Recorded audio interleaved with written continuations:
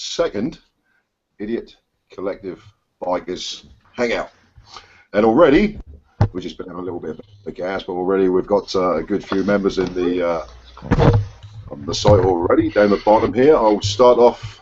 We have my friend Chris, Yankee Boy. Hello, Chris. Hi, guys. You all right, mate? Yeah, good as gold, mate.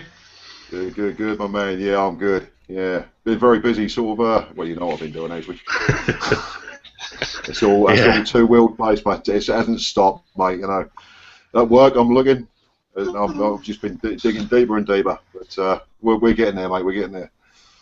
And anyway, next on the list, and a very good friend of ours who I've yet to meet in person is, what's your name, buddy? There he is, Tattooed Bill. Hi, everyone. How are you, my friend? Very well, thanks. Very well. How you doing, everyone? All right? Yeah, I thought I have to bring mate, this with me because no one knows who the hell I am. It's come up as Steve again, so no one knows who that is. So that's for any people who don't know, that is my real name. But Bill was the nickname I've had for 30 odd years. So yeah, Bill it is. So, how do you actually sort of get the name Bill? You know, going back all those years. When I was at primary school, you know the old Hobbit, yeah. Bilbo Baggins. Yeah. I had big hairy feet when I was in primary school. So it started off as Bilbo Baggins, Bilbo, and then Bill. And everyone calls me Bill, even my stepkids, my manager at work, everyone calls me Bill. So Bill it is. Absolutely, my friend. Anyway, it's good to meet you finally. And you as well. Anyway, next, who I haven't seen, myself and Chris, I don't believe you weren't on the last, the big run, the Jurassic run last year, Bill, were you? For whatever reason. Missed I that. remember. That's when I pulled my shoulder muscles and I couldn't actually ride. So, yeah. Pleased to meet you finally, Mike. Yeah. Anyway, we have Mike, and it's good to see you again, my friend. Hey, good to see you guys. Yeah, my man. That's. Jeez, I haven't seen you since Helmet City back in August when I visited. Yeah, that was Helmet City. We all sat out the front, and I think it was Dell who told us at the time. It's actually the police station on Broadchurch, isn't it? Am I right saying? Is it Broadchurch? Yeah. The TV series over here, Broadchurch. Yeah. That is the actual building that is used for the front. Is anyone else getting a wicked echo? Or is it just me? Say again, mate. I haven't got any echoes. I've got no I'm echoes. right here. Okay, I got like a weird technical problem on my end, so I'm hearing myself repeated back about a minute after I said the stuff. Have you got YouTube and Google open? Yeah, have you got two browsers open, Mike? If you just want to keep it to minimal, just have this one open, this browser. Because that will give you some reverb if you've got the YouTube browser open as well. Oh, yeah, much better. It caught me. I had YouTube open and the Google one, and it confuses you because you're listening to one conversation and the other one's 30 seconds behind. Yeah, I couldn't hear myself think. Yeah, it was driving me nuts. Why doesn't it just like overwrite the window that YouTube had open in the first place? You know.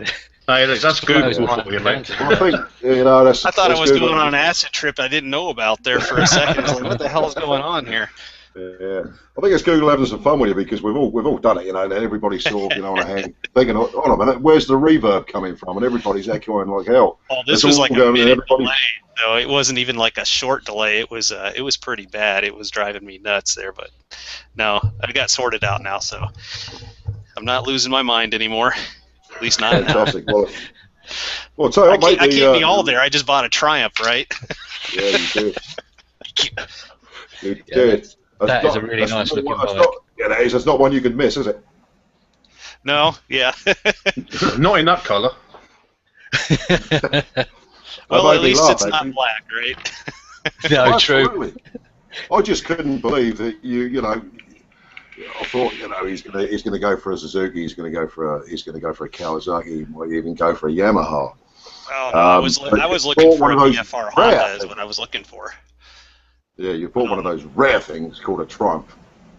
Well, on your side of the pond, it might not be so rare, but around here, like, you never see these bikes. This morning, just to verify my sanity and that I didn't just shell out a bunch of money, or paid too much for the bike, I looked up on CycleTrader.com here, and I looked across the entire United States, and I found all of 5 Speed 4s for sale. And most of them were almost, 5. Most of them were about $1,000 more than what I paid for mine, and most of them had well over 20,000 miles. I saw one in California that was $4,500 and had 8,000 miles on it, but it's like 2,000 miles for me to go pick up a motorcycle. That's about the same distance for me as it is to the UK. Not it's a little further. It's still a long haul.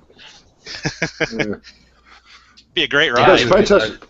Yeah, fantastic looking bike. What was the mileage on it, Mike? 17,000 miles. Oh, that's and nothing, all the maintenance has been kept up, but there are these little things. The guy's kind of a young guy. He worked at a local Harley dealership that went out of business, so now he's working at his dad's concrete company, and he's got like 5 or 6 bikes he has to sell.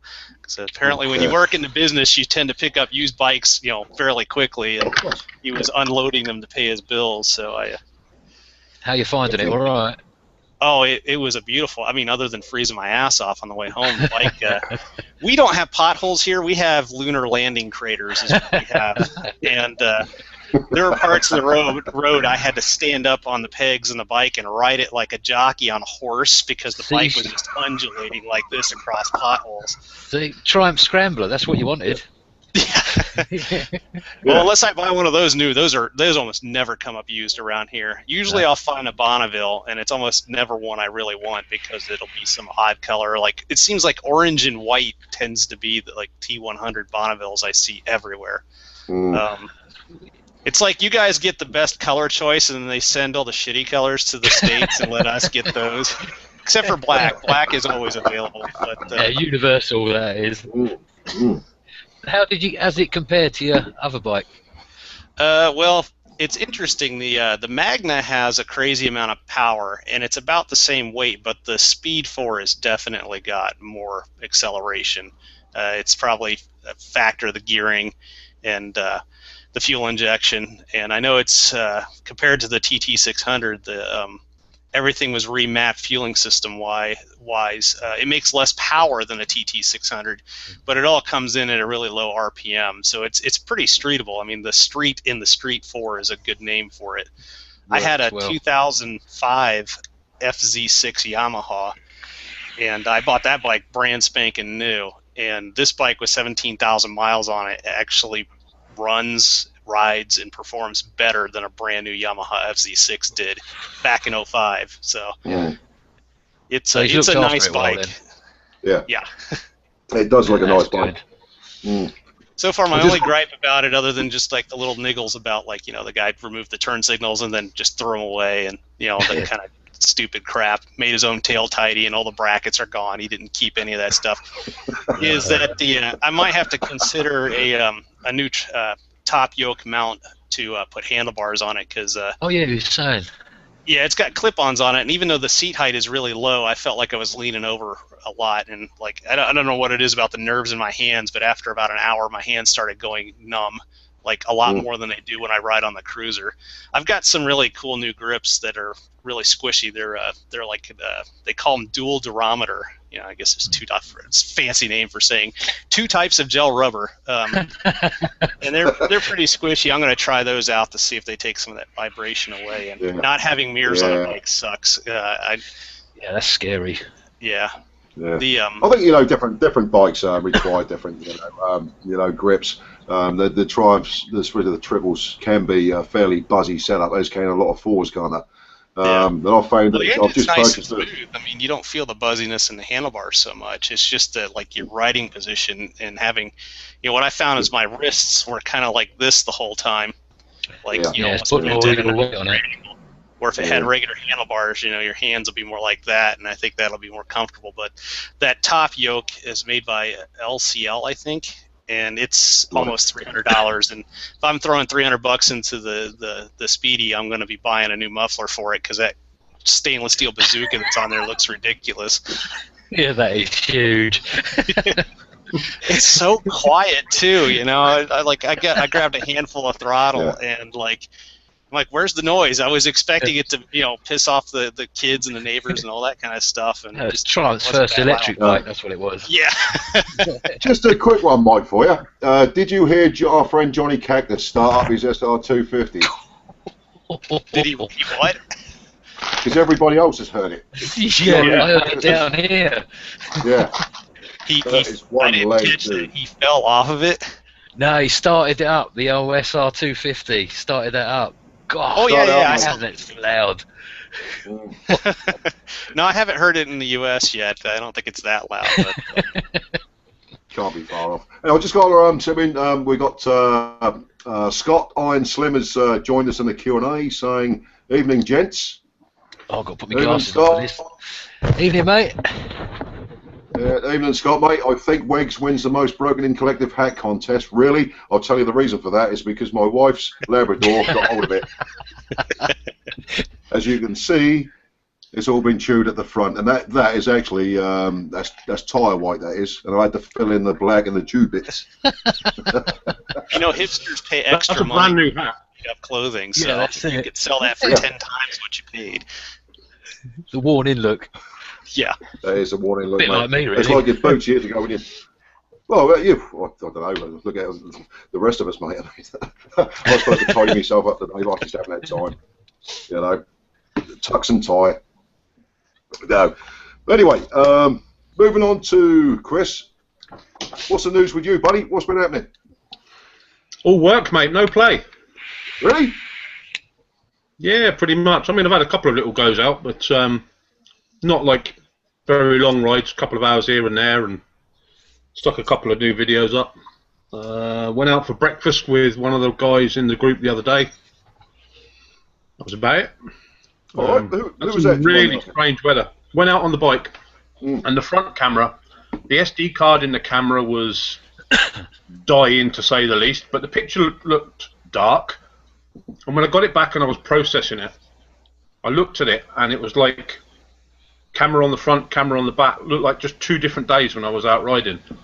And I had brilliant sunshine, pouring with rain, and hail, all within 20 minutes on my journey there, and then exactly the same on the journey back. You've never seen anything like it. And the last bit of the video I put on as a separate video, and it's all rear view, and it's pitch black in front. The rain is hitting me like so hard, I'm thinking I can hardly see where I'm going. And the camera out the back, it looks like brilliant sunshine. Really? Really bizarre. British weather. Yeah. But my youngest family, she's just been camping down in Devon, Somerset way, and they said the same. They had a big ton of hail come down and that. Nothing here, just rain and wind. Yeah. It's not fun riding on that. No, otherwise, ball bearings all over the road. Oof, not what you want with your beast. No. Yeah, not that you want it with any particular beast, to be honest with you, do you? Yeah, but on Chris's bike, if he sneezes when he's on the throttle, he'll be 100 miles down the road accidentally. Yeah, I know. Yeah, I know. He done that to us on the Jurassic run. Do you remember? Yeah, I was going to have a fairly. Yeah, man. I was going to have a fairly tame ride like we did, and all of a sudden he shot past me 140 miles an hour. Allegedly, officer. No, that was 70, honestly. Yeah, honestly. Well, no, I was going backwards at the time, so it must have been about 70. That's it. Your backwards was 70, and my forwards was 70. It was 140. Yeah. No, it was nice to actually get out on the dry roads for a little bit, and I did probably 20 minutes of dry country lanes around here. I was just beginning to get into the feel of it again, because the roads around here take so long to clean up. They've got so much mud over them during the winter that even when they're dry, you end up with like a powder, and it's like riding on talc. So if you go into a corner too fast, you just slide on the dust. But it was just getting to the point where it was nice, and I thought, yeah, this is really good. And I start to wind it up, and then come the hail. So that put paid to that. Well, that's all we've had really up here. I was working I was on days last week, and we had a couple of hailstorms. They didn't last too long. It's just a fact. I thought the clouds were coming over quite black, and I thought, here we go. We're going to get fairly wet. And it looked like it was going to be rain, but it wasn't. It was about sort of 2 10-minute sort of decent floods of hailstones. And I was out on my forklift at the time, and that was bad enough. I started skating around the yard, and I was only doing about 10 miles an hour. I mean, yeah, as you do. I mean, well, with all the tire dust and everything else, as soon as it gets wet, you start slipping around, so you have to be careful. But I'd like to think now the temperature is definitely sliding slowly upwards, and I'd like to think now, especially as tonight our clocks go forward, we're now going to start hitting some proper weather. It's going to start drying out properly, and especially for our mates of a good few that we've got coming up, we're going to start getting some good weather, so that should be good. Yeah. Get Penny out doing her dancing again. That'll get us some decent weather. Oh yes, mate. Yeah, no doubt. We get anyway. We get some of that powder on the road here that Chris was talking about, because this is one of the rare states in the U.S. that has a lot of dirt roads on it because of the way our tax system works. So what you guys call green laning is actually just a regular road when you get far enough outside of civilization. Michigan, you never buy people from Michigan. I would never buy a used car from. I'd go to another state just to make sure the car hasn't been run down a dirt road for the past 10 years because it just gets tore up. But yeah, usually you'll get these sections of road where the pavement has a layer of dirt on it from people's cars just dripping, when it was raining, and then the dirt hits the pavement. It usually takes a good 2 or 3 weeks after all the snow's cleared out before it starts not being so slippery. And then, between that and the trucks and people's crappy cars leaking oil everywhere, we don't have MOT testing like you guys do. Basically, if it runs and the blinkers work, it can blow smoke, so oil clouds everywhere, and you can still drive it. The guys in the hood calls it a hoopty, where it's just puking oil everywhere, where you're adding more oil to the engine than you are gas to the tank to keep it going. So really, no MOT. It sounds like Deliverance on a Triumph, mate. Imagine you sitting there with your banjo, buddy. You know what? I got an awful lot of weird looks on this big orange, pumpkin with 2 wheels on it running down the road. Yeah. There's mainly the bike of choice in this part of the States is a Harley. You go out on the West Coast or even the East Coast, you got a lot of guys that ride sport bikes. But in Michigan, because it's the Motor City, the metro area is not that big. I mean, compared to the London metro area, it's not. It's maybe a third the size, if even that. But we have 4 or 5 Harley dealerships all packed in around here. God. Yeah. And then all the suburbs have 1 or 2 Harley dealers. So there's no shortage of Sportsters. I looked at a couple. I was like, I don't want that crap. I don't want a Sportster. Because if I'm gonna buy another cruiser, I want something that's at least as powerful as my Magna, and that just isn't gonna happen. Oh yeah, I like the. I love your bike, but then there's the what is it? Not the Hammer, but there's a new model Victory that just came out. I can't remember what the name not of it the is. Gunner, the I think the Boulevard. Gunner. No, it was the Gunner. I think you're right. Gunner, That was because they got one that's like a satin, like a matte green finish. I know which one you mean. Oh, I love that, and with the mag that's nice. wheels and the raised white letter tires, and then you can get the Stage 2 kit on it, and it's actually pretty fun, for a cruiser. Yeah, definitely. You got to get that Stage 2 kit on them, definitely, and it makes them a lot more noisier as well with the exhaust. Yeah, it doesn't look like a Japanese anime character like the new V-Max does, Yeah, the old Transformer. That bike's not bad looking. It's the exhaust on it that just looks goofy as can be. Yeah, that needs serious work. Orchestra, I must admit, Mike, it actually surprised me when you posted the actual bike that you bought. I thought, I honestly thought because the Magna type is obviously the cruiser style, yeah, and obviously with the Triumph of that is. I like the performance side of the Magna more than the cruiser side of it. Because that engine came from the VFR. I mean, that's where it originally derived from. All the V4 And that bike actually handles pretty well, even though it's a cruiser. What's scary is the fact that Honda thought it was a really brilliant idea to put drum brakes in the back and a single disc on the front with a bike with like 95 horsepower on it. Yeah, not a good idea. No. So you got a bike that can go really fast, really quick, and it can't stop worth a shit. I mean, even with Syntec brake pads on it, no, you never get to have fun on it. It just well, you do, but it's all over very quickly. Yeah, and it's just straight. Yeah, that's it. Yeah. You need to wear those let's just say drum brakes were for a particular type of bike back in the 50s, really, weren't they? Yeah. Let's be quite honest with you. I mean, there was a certain speed limit that most bikes couldn't get past, and drum brakes prevailed in them particular days. Yeah, we know what we're talking about here, Bill, don't we? Yeah, I used to have a dual air-cooled drum brake on the front of my old Triumph and that, and it was good for its day, but as soon as you put a disc against it, it's like, there's no comparison, none at all. You stop when you want to stop, not when the bike wants to.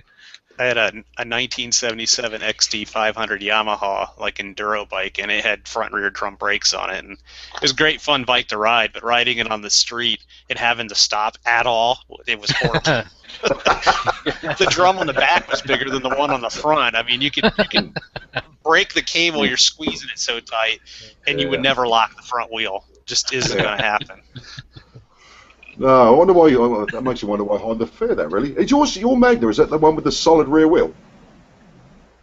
Yeah. I mean, it's weird. It's got a cover on one side and it's a spun aluminum disc on the other. I think that's because of the push drive and all that stuff on the inside.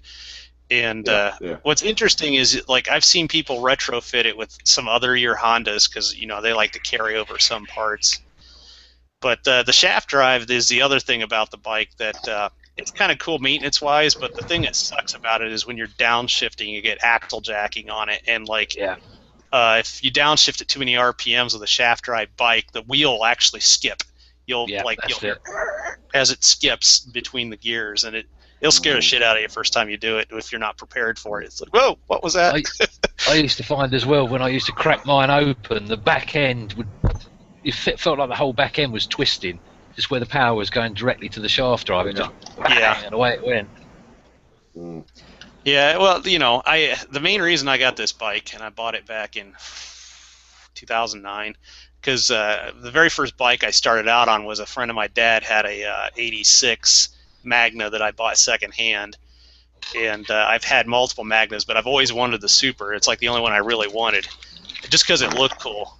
Performance, I didn't give a shit about that. That's why I got the second bike, because I want to restore it and just kind of tool around on it. But I was looking for a VFR. I love the power delivery of a V4, and I saw lots of cool cafe projects and kind of like brat projects done with VFRs, and I figured, well, I'll find one that some idiots dropped a couple of times, strip all the fairings off of it, and have a fun bike to hoon around on.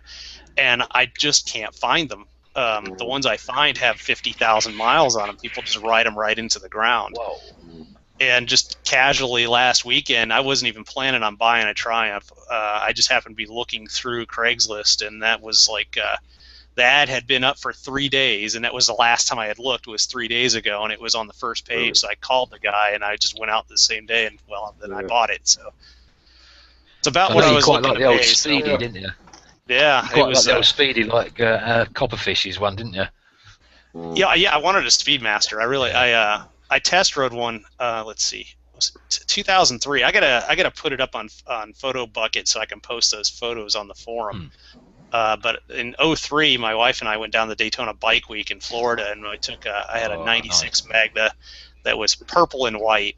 Don't ask me why I bought it. I wanted to repaint it almost immediately. It was because it was a good price. That's why I bought it. You like loud-coloured bikes, don't you? Not particularly, no. But they never come in the color I really want. Like, I like that Victory Gunner, like that kind of like olive drab, like satin green. Yeah. And if I get a bug up my rear end to repaint the Triumph, that I get sick of the pumpkin orange, I'm probably going to paint it something that kind of color. Well, have a look at old Penny's new body, where she's had that, where Dell's done the old wrap on it. It's quite good. I like haven't seen that video yet. Well, nice. Frost is not available in the U.S. because that distributor, that company is a U.S. company. So I mean, I can get plastic dip in any color, but that stuff, you even look at it with gasoline, it's just going to run right off. It comes off, I mean, it dissolves it so easily. Right, lads. I'd just like to say hello to our old friend Ninja Nelly 350. Hello. Hello, Nelly. Hey. It's this evening, chaps. Just watching because I'm too thick as shit to suss out how to join in. Right. Well, he's got to click on that second link in your. No, exactly on my on the forum. Yeah. Yeah, you can't do it directly from the YouTube page. Yeah, he's too dodgy. We don't want him on here anyway. We don't want him sitting on camera. I nearly sort of stopped you in the tracks when you said about dodgy people dropping bikes, but there you go. Have you got your Triumph yet? Have you got your Triumph yet, Mike? Is what he's asking. Oh, yes, I do. As a matter of fact, that's a great segue. I'm going to take you guys off the battery here, and we're going to go out to the garage. Oh, good man. This is cool. Hold on, I'm going to hold on to the keel for a second. No, you wait till you see the size of his garage. Yeah. Oh, no. Yeah, it's my guest house. 26 blokes in there. He needs that big garage to fit that exhaust in. The exhaust is actually still at the house I bought the bike from. It hasn't arrived yet. It's so long. This is cool. Yeah, this makes a nice change. Going for a walkabout. There's nothing embarrassing to be seen. Mike, what's that strange blueness in the air behind you? Yeah, it's the sky. Oh, blue. How come you get a funny colour like that over there? It's the first time we've had a blue sky here in a couple of months. It's inside the garage. Jesus Christ. There we go. Look at the size of that place. So there's That's this house. That's not a garage. We could live in there. Man, Why does it keep... There we go. All of us. It takes a little while for the That's gorgeous. in here. And there's there's actually another room that the previous owner had added on back there. Show off. Well, you know, it's interesting. If the U.S. was the size of the U.K., I'm sure everybody would have little teeny tiny garages. But the United States is massive, and land gets pretty cheap, especially after the housing bubble burst. And this house was built in the 50s, and I don't think it had a garage at the time. And I think this garage was built in the 60s or 70s. Wow. And but let's be honest with you. In those days, Mike, I mean, your cars were bigger and bigger, so I mean, the big garage makes sense. Yeah, I mean, the big cars. Well, it's actually most cars are bigger now because people have these behemoth SUV things that are the size of school buses. Yeah. Really? So, I think I have not cleaned up since the winter in here, so I still got. Let's have a quick look at the bike, Mike. There's Millie's pile of parts there. And Mellie's. Hey, Billy. Yep, Millie's bike. She did get the bars on, but we haven't gotten any further because I don't have a heater out here, and it's been really damn cold. But let's see how well I can do. The weird thing is I'm trying to show you guys this, and when I tilt the camera, everything's on a delay. It's looking all right, mate. That's nice. That's a nice colour, isn't it? Yeah, like I said, it's pumpkin orange, and then the over there, that's the that's the seat cover that the stupid little plastic tabs on it broke right off. Here we go. Right. What size are the tabs on that, Mike? You know, I'm gonna get. I've got some aluminum bar stock. I'm gonna bend over, and I'm just gonna make it screw on, and that'll probably fix my problem. I think I got to pull in on the clutch on this to fire it up. Yeah, side stand up. Side stand switch. Yeah, I can't do that with the laptop all at the same time here. But what I can do is I can set the laptop down. Because what fun would it be? Yeah, what fun would it be if you guys don't get the? And you're sitting on a couch that we're donating to Goodwill here, so. Good on you. Find a better place to stash you guys. This is all really weird. I wish I could do this on the phone. It would be a lot easier. God, that is massive. Garage. Yes, garage. You guys are making me feel bad. I should have brought brought the. No, it's seriously about the same size as the ground floor of my house. Yeah. The trouble is with the garages over here, Mike. You probably know they were built years and years ago, most of them, and they're physically nowadays probably a little bit too small for today's cars. Yeah, that's what I was saying before. Most SUVs wouldn't fit in this garage because the door's not wide enough for like a big old Chevy pickup truck or an F-150. That's what most people drive around here. I mean, I drive like a mid-size Nissan sedan, and I feel like I'm driving a golf cart when I'm going to work because everybody else's cars are just so damn big. So I'm going to fire this up. Go for it.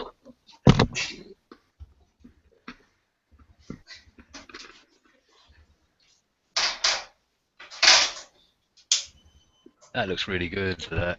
It does, doesn't it?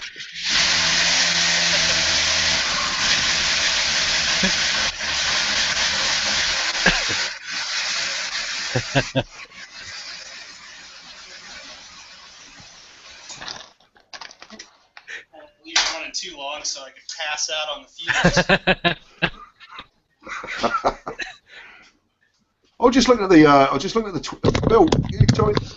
The twin orange scoops he's got on the front there. Yeah, I know. They're a bit like the old VMAX, aren't they? Yeah, it actually goes right into the airbox in there. The TT600 has holes in the fairing, and the fairing would be out to here. So on the Speed 4, they have these kind of scoops that are on there. Then here's just like the old VMAX, isn't it? Here's the kind of silly. One's still on the bike and one's broken off. But like, right. Yeah. It's the thinnest. Not much there, is it? How did they think that was going to hold up for more than a day after the dude bought the bike? You know, it kind of goes there. So I'm just going to make up a metal bracket underneath the seat and then just drill. 2 bolts ought to be plenty to hold this on. Yeah, and just get a set of domed Allen bolts, maybe some anodized black ones, and that'll hold it on fine. I didn't really buy it for Mel to ride pillion on it, so other than that, I mean, it's in really good shape. There's no major scratches or anything on it. It just needs a good cleaning and sort the mirrors and the turn signals out. Yeah, it does look weird about that whole turn signals. I don't know why a guy took off one mirror and then just left the other one on. It's so stupid. How does that look cool? I don't get that. Yeah, it just doesn't look right. Doesn't look balanced, does it? No, it's... But they were saying that the original indicators are a bit of an afterthought anyway, weren't they? Yeah, you know what? Yeah. I don't know how well that'll come out, but let's see. Oh, I'm trying to look here. Well, I got you guys. Right here, there's a little threaded bit that's kind of part of the side tanks on the radiator. That is where a little angle bracket would sit, and then the turn signal would stick out that far on the side. The original turn signal stick out as it's ridiculous. Really? I mean, I can totally understand why the guy removed those, but you could get like little low-profile LED ones. You don't have to put, Yeah, it look better. Yeah. Well, whatever. I got them on order. It's not a big deal. They're not that expensive anyway, though. No, that's the kind of stuff you get from China cheap anyhow. So that's what the Chinese are good for, is making cheap electronic shit that we can throw away. Which we normally do quite well. Yeah. Usually needs it pretty quickly too. But true. A little message to you, Mike, from our friend Ninja Nelly. I know why I hate all you bleeding Yanks now. Garage. Well, hey, the house next door is for sale. I mean, you guys are more than welcome to buy it and come move next door. I'd love to have a neighbor. Is it still for sale, Mike? Yeah, guy hasn't sold it yet. I mean, our housing market is still kind of shit, so... Actually, I think Melly just showed up. Take you guys for a walk. Oh, I forgot to lock the door. I can't believe that blue sky. Oh, no. What a fantastic looking place you live, man. I kid you not. A week and a half ago, I had a pile of snow this high, right where that is, and it's hell. It's Mel, back from the store. Is my beer out in the car? Get the priorities right. Hello, larf. Where's the beer? I'm not going to help her carry the groceries. I'm getting my beer. There we go. Here you go, honey brown. Give me one with three bags on a laptop in a minute. Well, I have one free hand. I have priorities now. Come on. Like those tabs on the plastic that broke, you can like wangle something in there where you can use Chapman guitar tuning pegs or something. That would look good. Well, I'm not advertising for the guy. Like I say, the guy that runs Wrench Guitar Works, he's pretty good. He know what to do with it. Yeah, that's what I was going to get him hooked up on it. Make me up some brackets. See, look, I'm a nice guy. Yeah, so we get some time to work on the bike. You just have to make the time. Yeah. You lead a busy old life, Mike, don't you? Well, it's the weirdest thing ever. Oh, You're walking along, shopping in one hand, headset on, and a cat. Oh, yeah, the neighbors All he must wants think now I'm is a drive-by insane. shooting.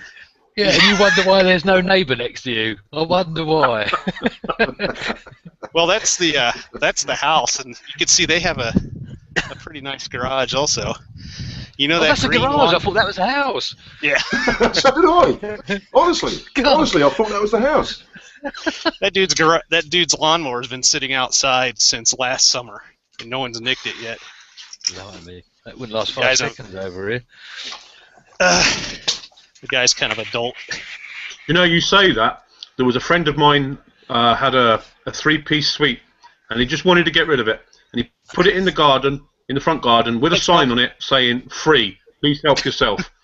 And it stayed there for 4 days, and nobody touched it. The second he put on there £100, somebody took it away. The second he put a price on it, somebody took it away. Yeah, that's it. So either that or a sign that says "Please do not touch," then they'll nick it. My priorities. Yeah, he put £100, and somebody nicked it. See, if y'all wanted to know why I've been married for 17 years, it's because my wife lets me do nerdy stuff like this. She lets me have motorcycles, and she got me beer. She actually called me when this thing started and asked me if I wanted some. Oh, I didn't have to. Really? I didn't have to ask. Oh yeah. Right, she's a top girl. got it made, mate. Hey, babe, can I have my Newcastle breasts? Thank you. We didn't get the reply for that, Weggy. Was that a fuck off that came there? That one. You'll see, my man, what gets delivered. There you go. Thank you. Well, this babe. has been fun. I get back to my little office here, so. It was good seeing blue sky. I'm so used to seeing grey now. Yeah. I am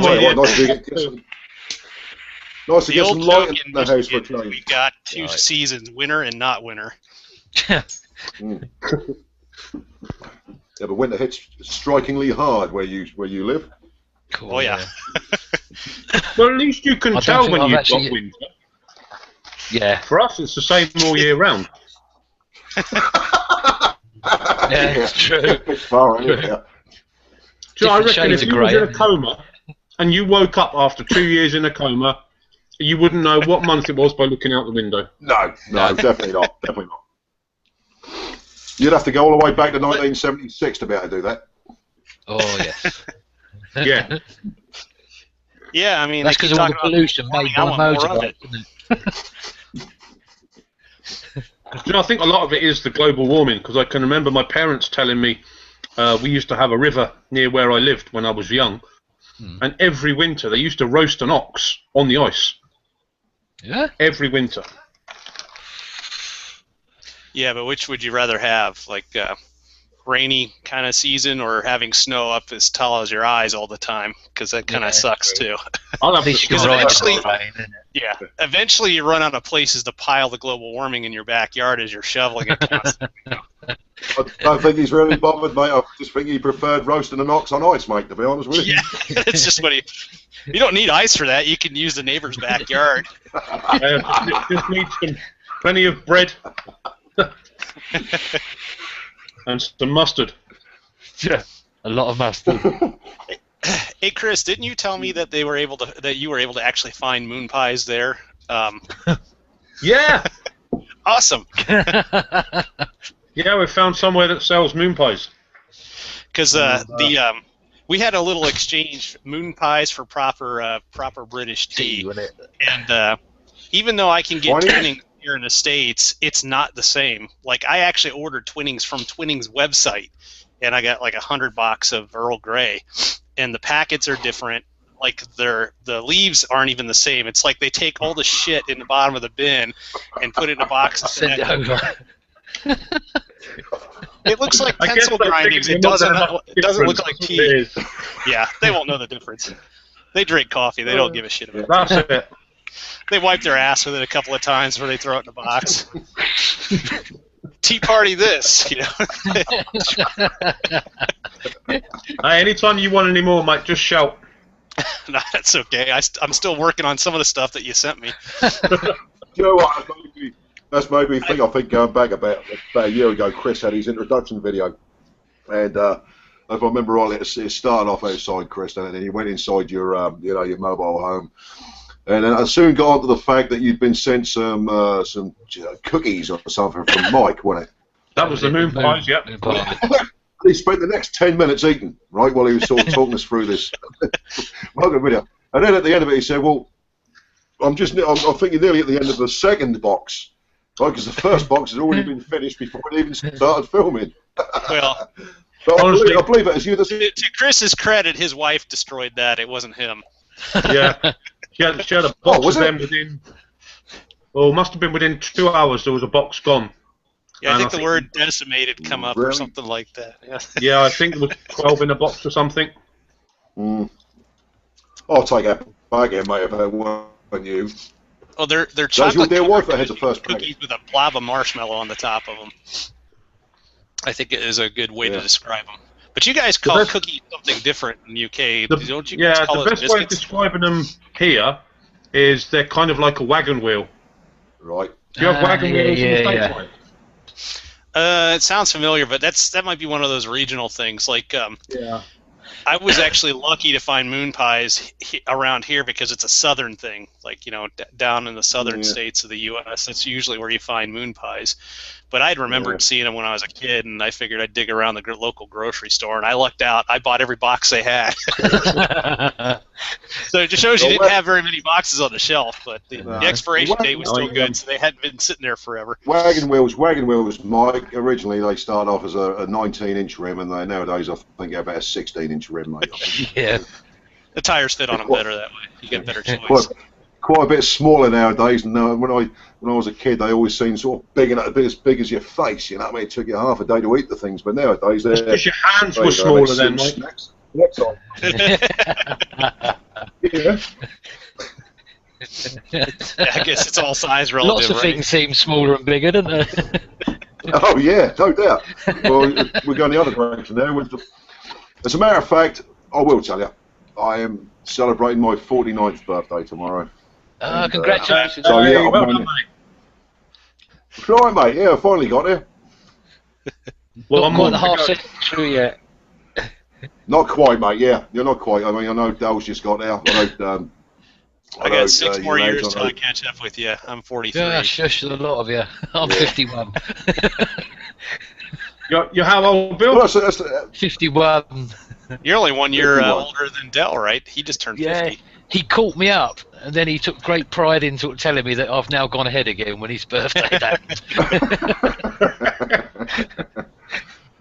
You just need a faster bike. Yeah. A lot of us, a lot of us within the collective, we're getting loads and loads of new members within the collective now. I made a point of the other day, we're nearly up to 2,000 members. I'd have to say, I'm just going to have a guess. I would say probably, 60-65% of probably the Idiot Collective are over 35.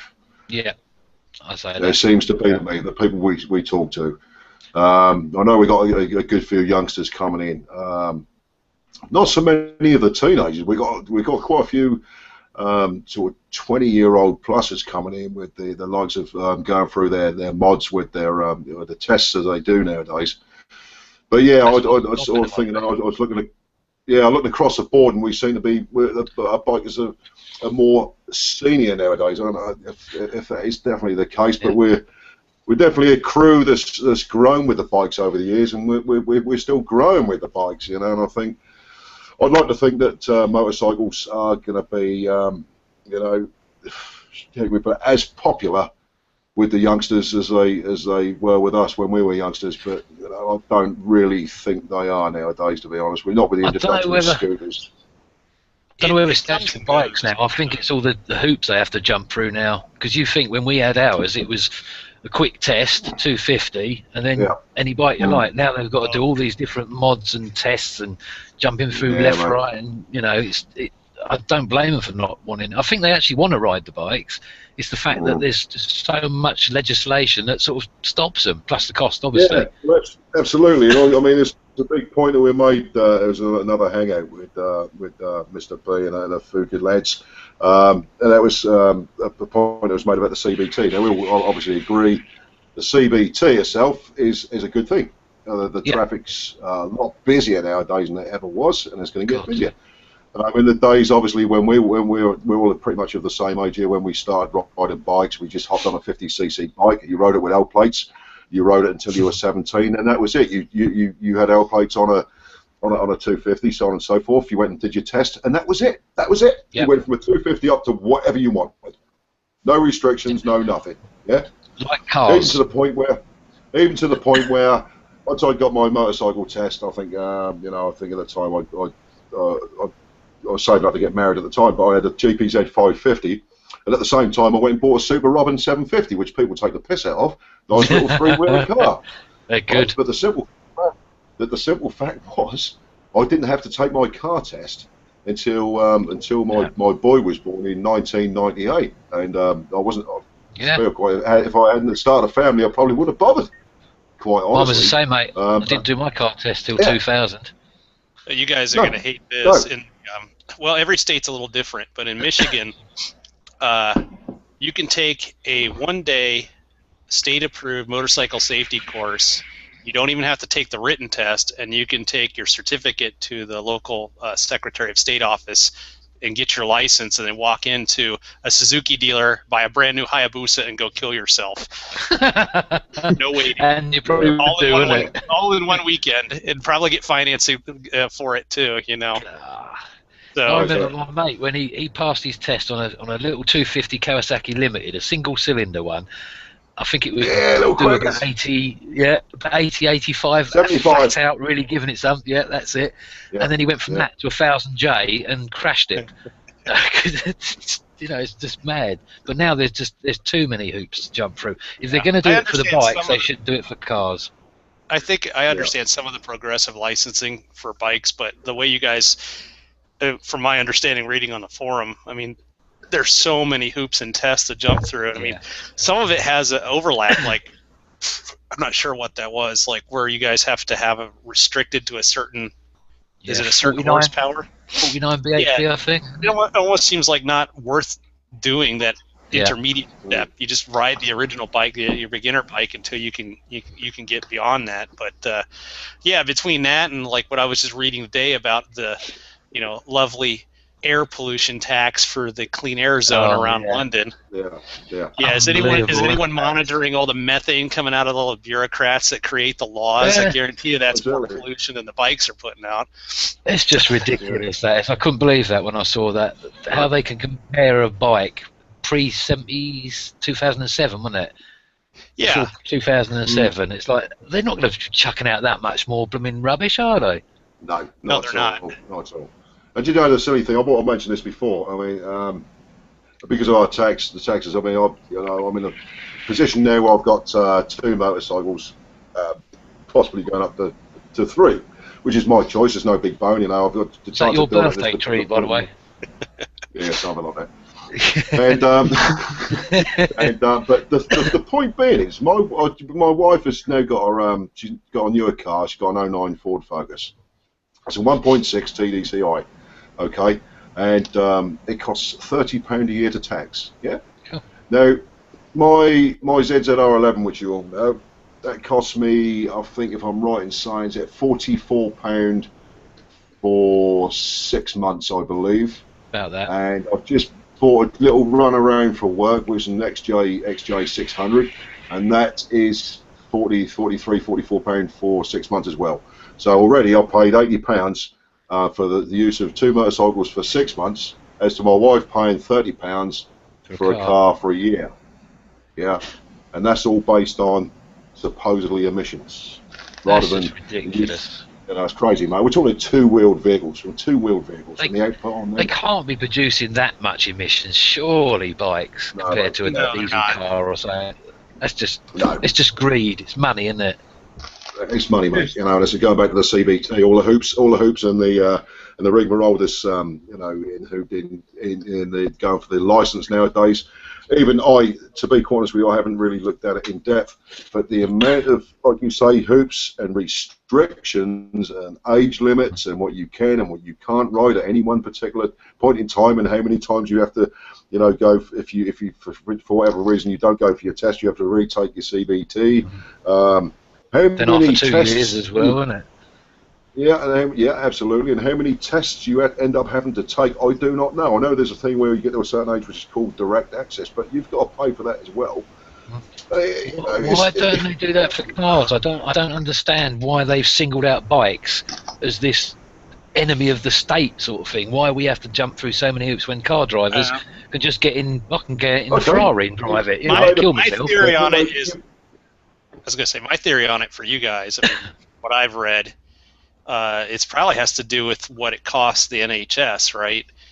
They're assuming on liability tables that motorcyclists cost more money when they get into accidents as far as health insurance. So they want to stick it to you guys because, anyone could sit in their cage and run some dude over and they're perfectly healthy, but if you get into an accident, you mess yourself up pretty good.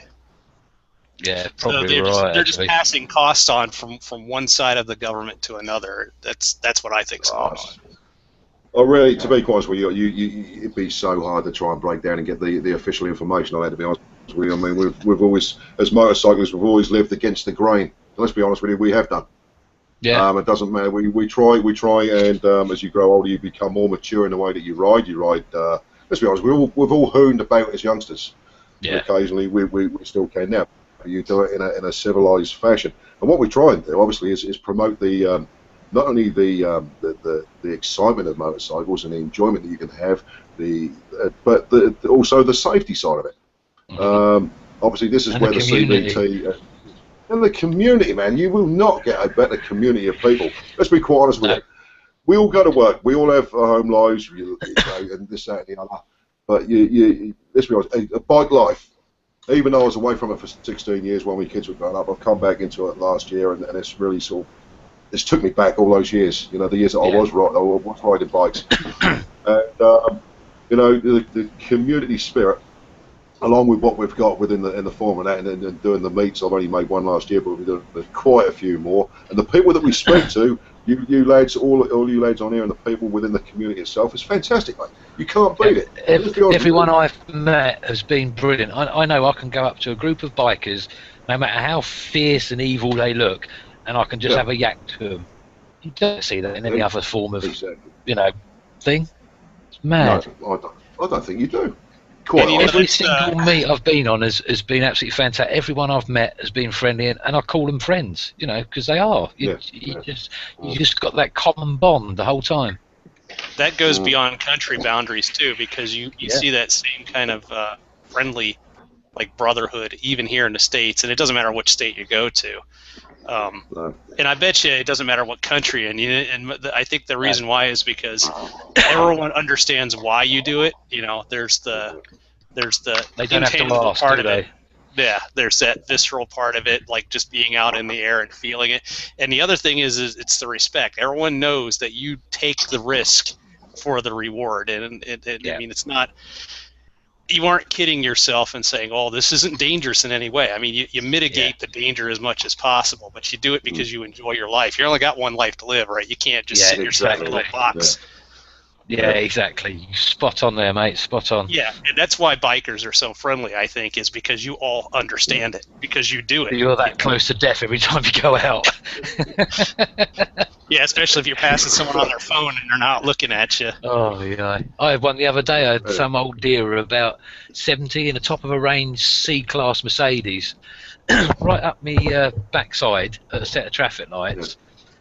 Yeah. Following me along, then she veered across 2 lanes, was swaying all over the place, come right up behind me when I'm trying to turn right, so I'm in the middle of the road, turning right, she's right in the middle of the road, still swerving everywhere, and just drove straight by, completely oblivious.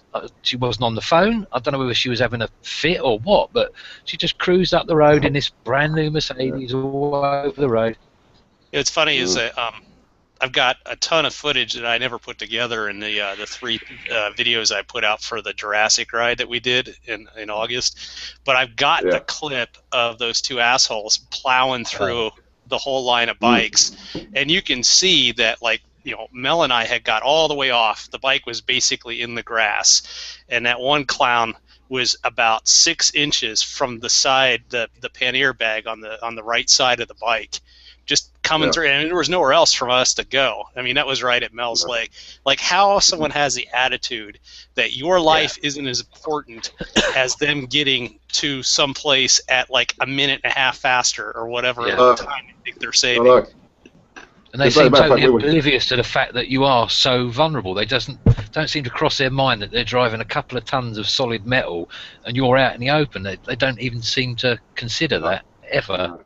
They wonder why our reactions seem to be that much harder than somebody who's just hopped out of a car. Let's be quite honest with you. I can be in a car. If somebody pull out on me within reason, I can be fairly relaxed. Depends on how I am on that particular day. But if I guarantee you, if somebody does that to me when I'm on my bike, it really is a different story. And no doubt you lads are the same. Well, you think the thing is, if you're in a car and you've got, say, your family with you, and someone cuts you up, you're going to react a lot more. Sure, mate. And it's the same if you're on the bike. Most of us have got family of some sort. You know that if you get hit one, that's going to affect your family. So you're going to react a lot more stronger than what you would normally do. You would do, mate. Your vulnerability is that much there. It's much more potent, to be honest with you. We're all aware of it every time we go on the bikes. I think as you get older, the experience relaxes you a little bit more, but let's be quite honest, will you still stay 100% on the ball? Well, what would people say? If, say, for instance, you see a biker going down the road, text it. Imagine you could do that. You imagine people's reaction. You'd be thrown off your bike. YouTube. You'd be outside. Yeah, is there really? Someone put a video up, I think it's today, and you see this scooterist texting on his scooter. Really? Was that some guy in India? I think I've seen that before. No, I don't know. Where was it? I was sure it was either UK or America. It's one of the two. I saw a video of some guy in India, like outside of Delhi, like on his it had to be a 600cc like kind of sport bike. He's got his feet up on the handlebars and he's leaning back like this and he's texting while he's going down the road. That's just showing off. That is. Well, he doesn't have a helmet on. He's got like flip-flop sandals on. You know, he looks like he's poor as dirt, but he's on a. You know, he probably spent every dollar he ever had on that bike. He was probably texting the Samaritans or something. I'm about to go now. But I thought you were talking about that video. But yeah, I saw that one on YouTube. It's like, nah, there's no way this was staged. Nope, that guy's just driving to work or something. You know. Yeah. But it don't make you laugh. You see some of these YouTube videos, and you can't believe, you know, these are the ones where the kids are being thrown off scooters and they're having accidents. These twats are wearing, you know, flip flops and micro shorts and things, and you know, I can't believe it. You know, and not being funny, but a lot of the, I know the weather's hotter over there. No excuse for not wearing leathers on any particular motorcycle. But the amount of videos you see come from certain parts of America, where the the young good-looking girls on the back of the bike, man, and the bloke has a spill. And I think the ultimate one, let's be quite honest with you, was one that we'd all seen before. One that Alec posted, Copperfish, which was Road Rash. Road Rash Green. That's the one. And that just about sums it up, really, doesn't it? That's what gets me. I mean, everyone's got their own right to wear what they like. I mean, I wear the old Kevlar jeans quite a lot, and I know I should wear leather and stuff like that. But it's a passenger. You know, it's your responsibility. And, you know, God forbid, if I had someone on the back and they were wearing a pair of shorts and they come off, I'd never forgive myself. I wouldn't let them get on for a start anyway, but... No, that's it. Well, you know, the thing about... I was going to say the thing about motorbikes, it tends to weed out people that don't have a regard for their own life or other people's lives very quickly. You know, it's very unforgiving. I mean, you can be as safe as you possibly can be, and you can ride with a high level of situational awareness, and you can kind of, you know, you come up to an intersection, and you can tell someone's going to pull out on you. I mean, if you have enough experience, you can do Spider sense. But you can't. You can't train common sense into people. If someone's too stupid, you can't fix. They're going to get you. Yeah, if your number's up, they're going to get you, aren't they? I think there's always been that number or that percentage of the population in America that let's say is IQ challenged. And not just them, mate. Yeah, I know. We don't have an IQ test for motorcycle license.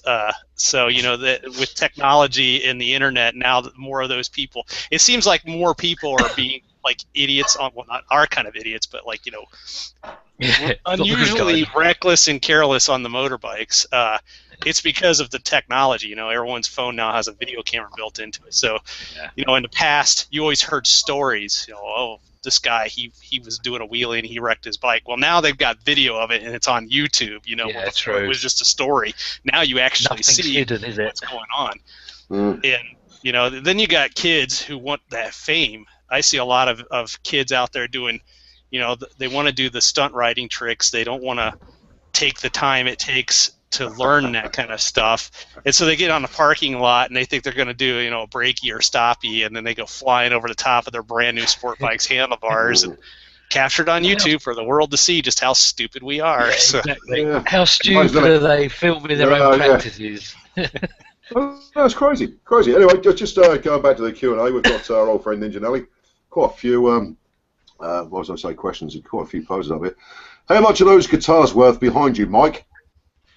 Well, you know what? Some of them to me are priceless, but I've actually got a couple in the garage that I built, or not garage, what am I saying? I've got a couple in my closet here that I built when I went to school for guitar lutherie, but some of them are things I've pieced together over time. Some of it, like, I've got a guitar my wife bought me one year I'll never get rid of. Actually, I don't know if you know who Kenny Wayne Shepherd is, but I looked out, he was coming to concert. He's kind of a blues guitarist. Right. And he came and had a concert about 2 years ago, and had a Facebook posting about, hey, anyone want to come to a pre-show sound check, you know, reply and hear why you would want to do it. And I just said, hey, my wife's never been really to a live concert before, and this one's the first one. And so we won a pass to go to the sound check, and everyone else was bringing T-shirts and stuff. I brought this. So that's Kenny Wayne Shepherd's autograph on my Telecaster there. And that guitar my wife bought. Telecaster, yeah.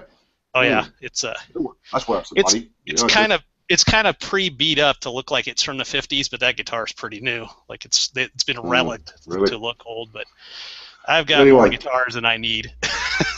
As far as how much is they're worth, I don't have any single guitar other than the ones I built that would be worth more than like $1,000 US. And I'm too cheap to part with large amounts of money for anything. So. Mike, the one on the wall behind you, the blue one, is that the Chapman? Yeah, actually, I got two Chapmans. Yeah. Is that the one that you did the videos on? Yeah, actually, that's the one that I tore apart and rebuilt, and then I've got this gold top one here in the corner. Was the one that the second guitar my wife got for me for my birthday, and it's actually been pretty good for business because I did reviews. I don't know. It's I'm actually working on that later on today. I've got a Gibson that I was working on for a customer. Actually, this is getting off topic. I was gonna say this is getting off topic for motorcycles, but you asked. But here's mate, yeah. Just one thing. Get yourself a Gibson Flying V, mate. Come on. I like the Explorer. I kind of like the shape of it, but yeah, I'll take it. If you want to give me a Gibson, I'll take it. But now I got an SG down on the bench, kind of like Angus Young's SG that I had to do some repair work on. Absolutely, mate. Yeah. Anyway, just going back to Nelly, you are all a bunch of old farts. Cheers, mate. Kick you off your bike next time. One thing I would like to see on this Google Hangout thing is it doesn't put a timestamp on the questions or comments, so I don't know what order they came in. It's kind of weird. I think if you go from top to bottom, bottom to top. Yeah, whatever. We'll just feed it as it goes on a minute. We go here.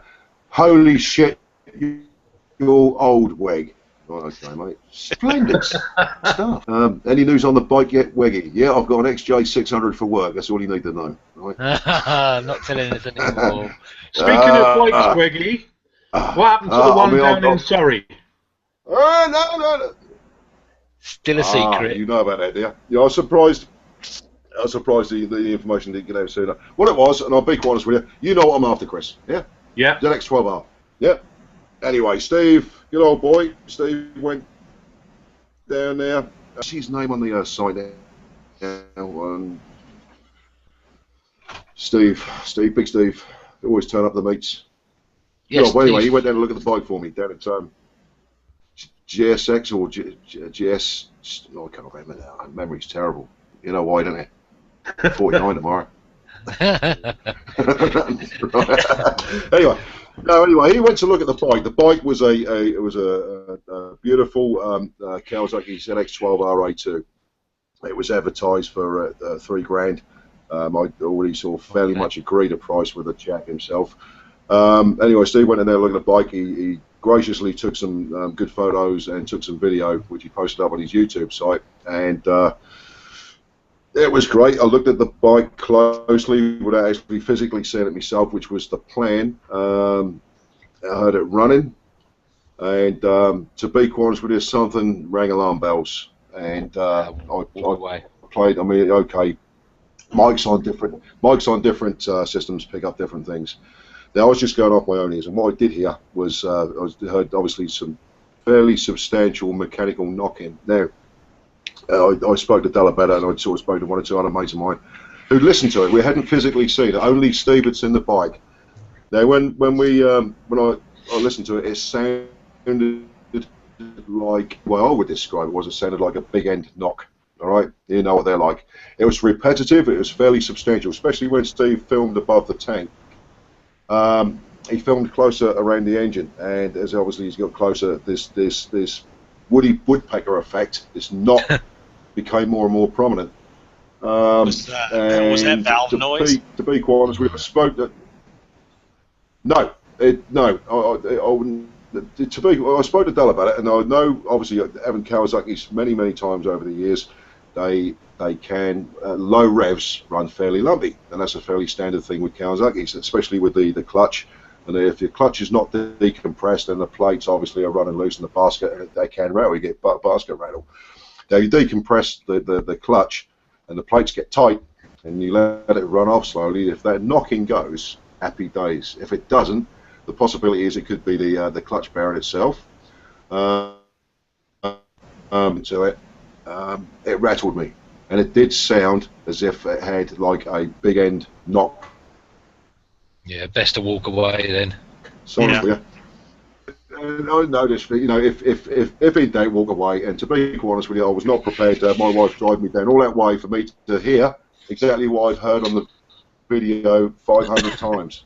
Oh, it makes sense. So for that particular reason, that particular bike, I mean, we don't have a fantastic amount of money, but you know, when you do get the chance to purchase something, obviously you want to invest it in the right place. So yeah, I am looking, and I promise you that in the not too distant future there will be a ZX12 somewhere. But I'm not going to rush into it. I'm going to get the right one for me, and it's going to be mechanically sound. Yeah, absolutely. In the meantime, also I've got the little old XJ6 for work, and the ZZR. There's new China sprockets going on this week, and she'll be fired up and ready to rock and roll again. So all's good. Can I just query something quickly there, Wix? You say about obviously not having like lots of money and make sure you get the right purchases and that. Can I just see you've got a housemaid running around behind you? That's my dear wife, yeah. Does she moan about it? Yeah. No. Yeah. Does she? You're playing like Mrs. Mott. No, mate, no. Wait, what are you doing? You still busy? No, she's making my birthday cake for tomorrow. Oh, She's making you cake. She's just got to spoiled. spend the rest of the evening putting the Hey, I candles on it. got a couple of Triumph questions for you guys. The first question is the service manual for the bike. Now, like on some bikes, like it seems like on my Honda bike, the Honda factory service manual is crap. It looks like they took the Japanese version, paid a third-party contractor to translate it poorly, and then then sent it out to the dealerships because it is the worst broken English I've ever read in my life. I'm sure the Triumph manuals aren't like that, but like sometimes like the Climber or the Haynes manuals are better. So I need to pick up a manual for the Speedy. Would it be better to get a Triumph shop manual? Well, I've heard that for, Yeah, definitely get Yeah, the I know Triumph that for a long time. workshop manual rather than the Haynes one.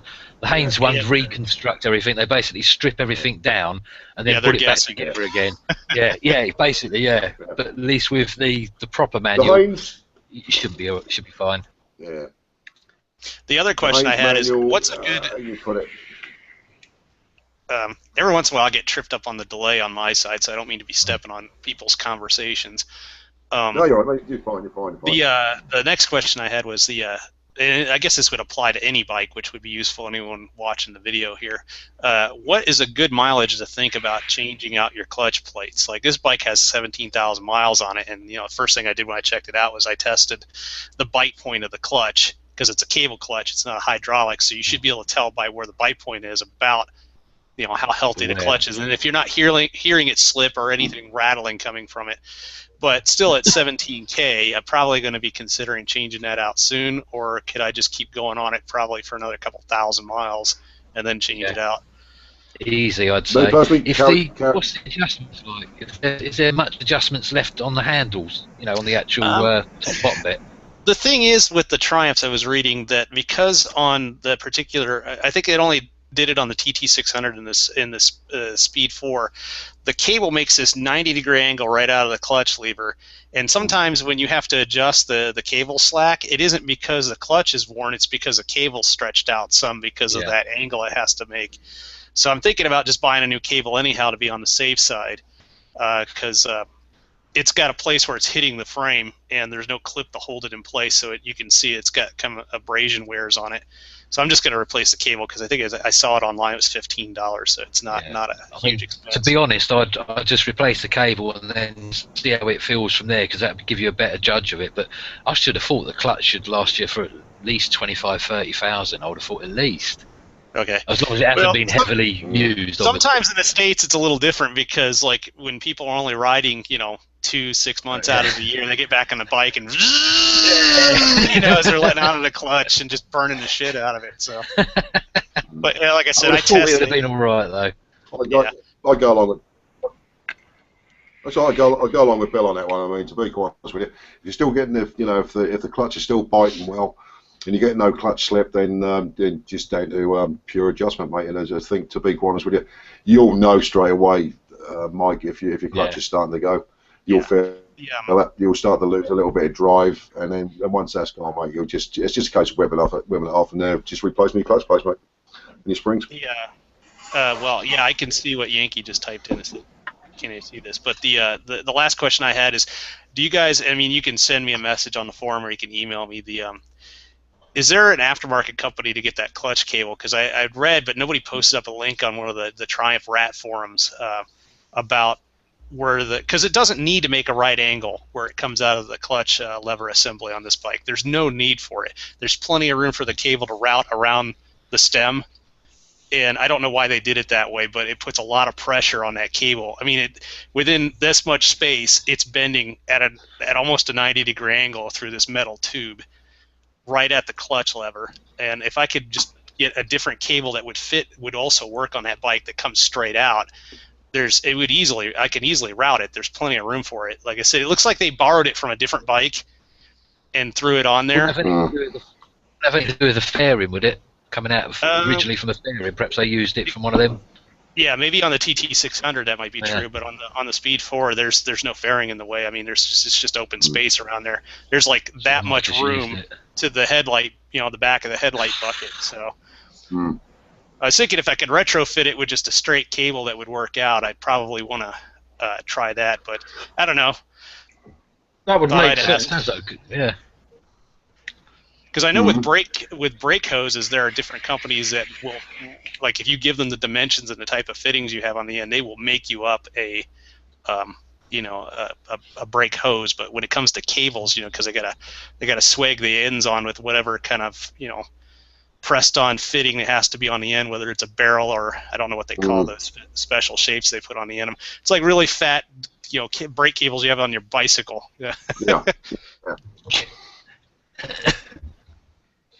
But I was just thinking, what year is your Triumph, Mike? It's an 03. 03, is it? Okay. Thanks for the link, Chris. I just got that. I just saw where he posted. No worries, mate. Yeah, I was going to say, obviously Chris put the link up for you, Mike. See, on my side, we just synchronized beer drinking right there. That's what we're trying to do, mate. Yeah, tandem beer drinking. Yeah. What are you drinking there, Mike? What have you got in your hand? It's just good old Newcastle brand, mate. That's what I had last week, actually. Honey brown, yeah. Newcastle's really good stuff. So I got the Jim Dundee Honey Brown here. Where is this brewed anyhow? Somerset cider, yeah.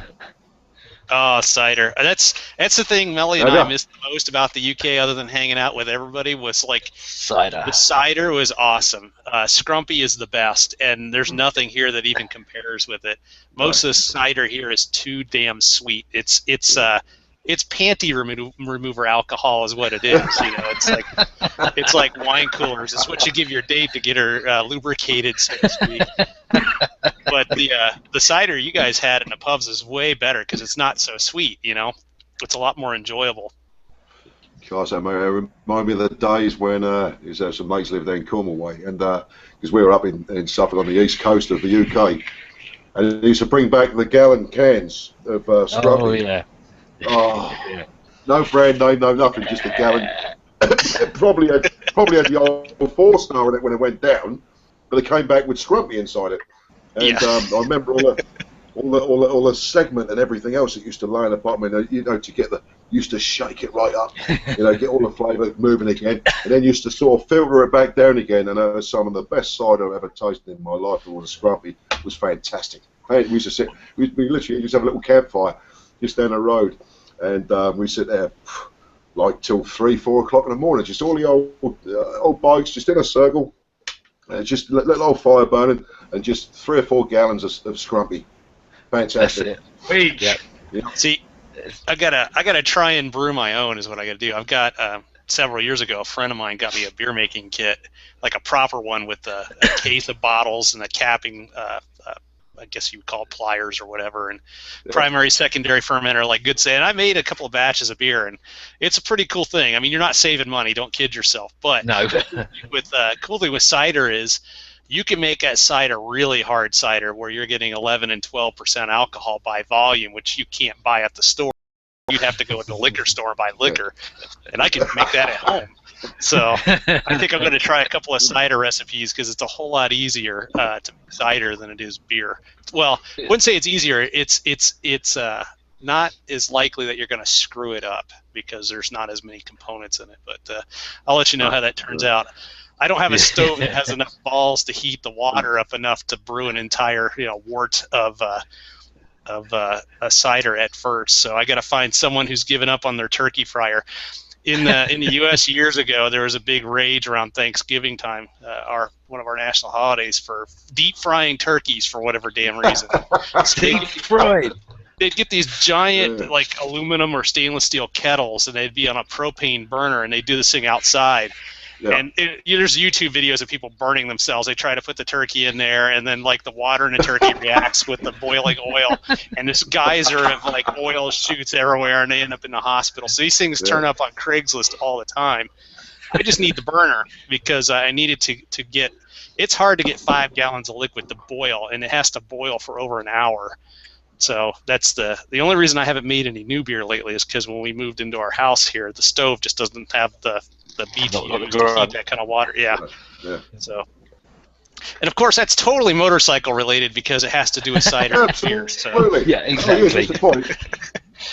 Just a point. I mean, it's nice. You know, it's going back to the bike I'm looking at, and I'm looking at the purchase, the ZX12R. So the profile tyre, or the profile of the tyre, is a 200.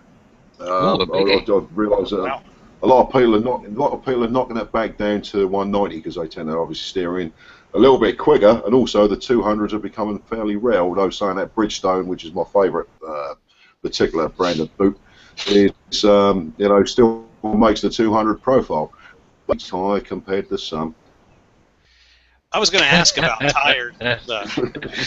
With my Magna and most of the cruisers I've owned never had the same size tires as the sport bikes kind of have a standardized size. So you have a lot more options for tires. What would be a good commuting tire? Something that would get. I'm not going to go out on track days with my bike. I'm really using it to keep the miles off the Magna. So I'm looking for something that good wet weather characteristics, but will also, you know, I'm not changing them out every 5,000 miles. I want something I can put a lot of miles on. What are the sizes of your I'm going to say. Yeah, I was going to say, what sizes are they? Well, give me a second. I'll look it up on the internet. I know my one. I'm limited to only about 3 or 4 tyres. Yeah, I'm going to hazard a guess. You've probably got. I'm going to say you've probably got a 180 on the back and you got a 120 on the front. I'm just hazarding a guess. Yes. Huh? Well, let's see. Let's see if you're right. It's a 120/70/17 on the front and a 180/55/17 on the back. Get in there. Yeah. Okay. My particular brand of tyre, which I found absolutely fantastic, bearing in mind I've been riding all sorts of boots over the years, and obviously a 16-year break meant that the boots I used to ride were completely archaic. Yeah. Pirelli Phantoms and things, and Avon. I remember them. The Avons and so on and so forth. But I come back to the ZZR11, which has had Bridgestone battle axes on, and to be quite dependent on what model, the models have got better and better and better. I've got a BTO20 on the front. No, I haven't. There's a 20 on the 20 on the rear and a 21 on the front, and they're absolutely superb. The grip in all types of weather, bar and ice, right, is absolutely fantastic. It gives you confidence. And the wear, I've not done a fantastic amount of miles on them particular tyres, but the wear is fantastic so far. The grip, I've got full confidence in. I have to say that the 21 on the front is a lot better than the 20 that was originally on the front for some reason. But they're an old model of tyre now, an older model of tyre. I don't know what the latest versions are of the battle axes, but to be quite honest with you, from my perspective, I would recommend those over to Chris and over to Bill. You know. Those battle axes are good tyres. Yeah, and you've replaced the 20 with a 21 on the front of yours. And that's an old tyre. Yeah, they replaced those with the 23. I don't know what they did with 22. I think 22 went out the window. Oh, no, the 23s. I think they moved up to a T30, didn't they, a year or two later? That's what I've got on mine. Yeah. Okay. I've got the tires that are on there now, I don't know what the brand. I mean, I don't know what model it is. I didn't actually look at the sides that much, but they're Continentals on there, and they don't really seem the best. Now, granted, today was very cold out, and I wasn't exactly pushing the bike to warm the tires up. But I can imagine, even though these tires have good tread on it, I think they're the original tires that were on that bike. Right. Because in America, we don't have as many twisty roads as you guys have, so tires tend to get flat spotted in the middle, and you can't avoid it. I would hazard a guess, Mike. They're definitely not the original tires. Not at 17,000. Not with 17,000. Yeah. Yeah.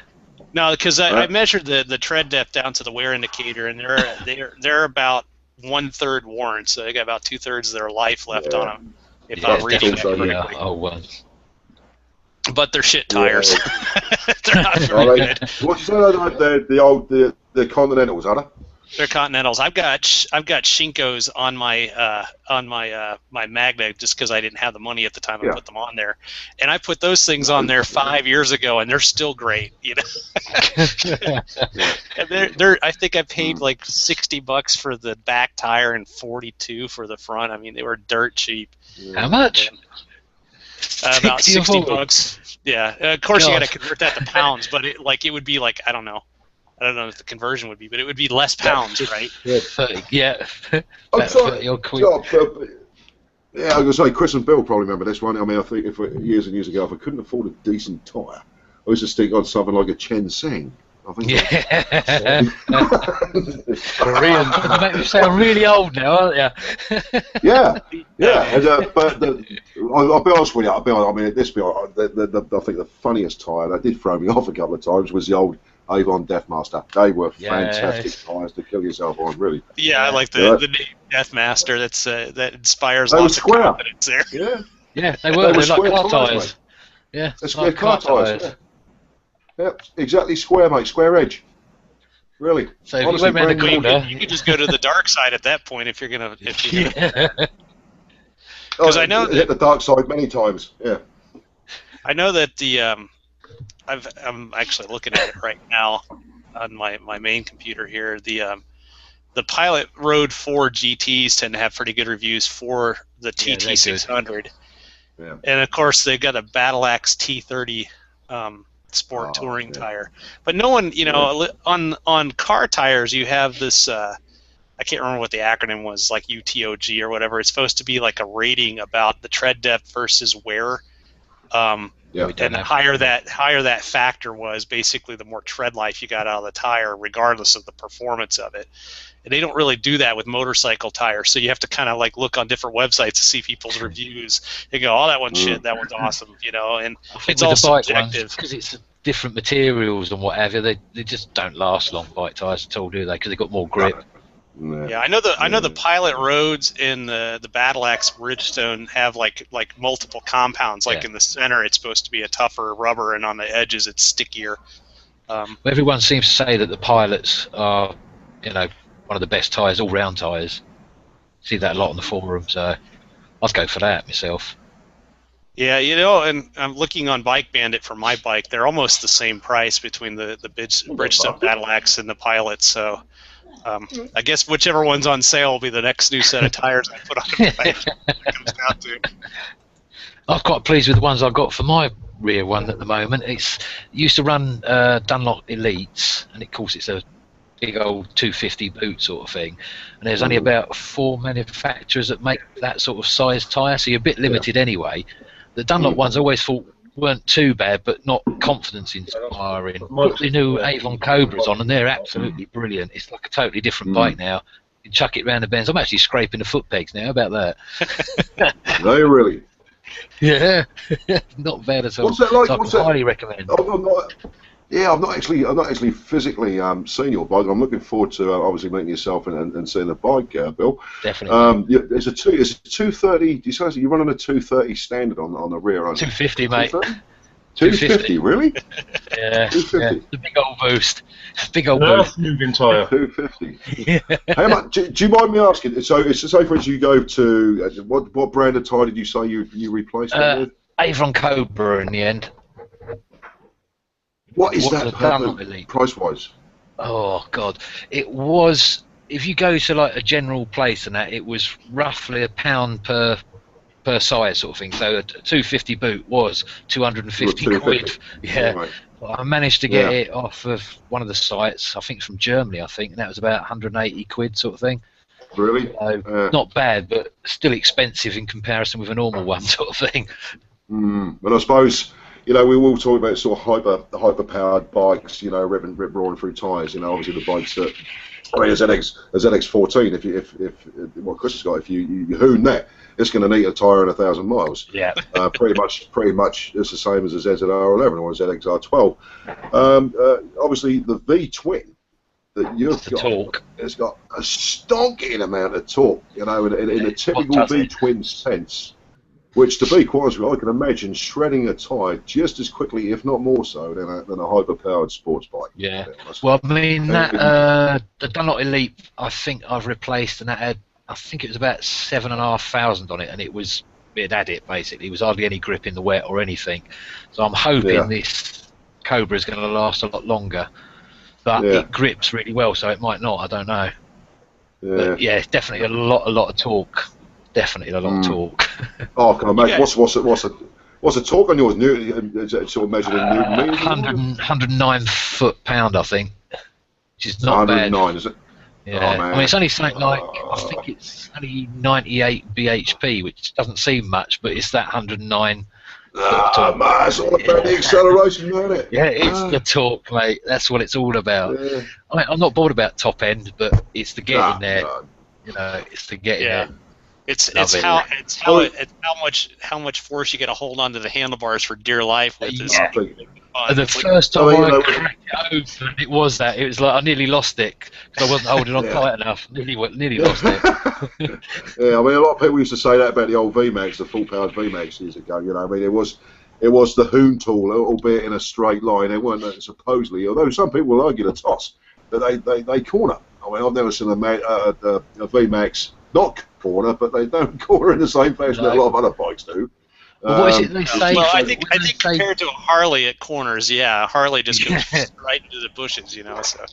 I saw a good one the other day that was trying to describe the difference between BHP, brake horsepower, and torque. And they said BHP is how hard you hit the wall, and torque is how far you push the wall.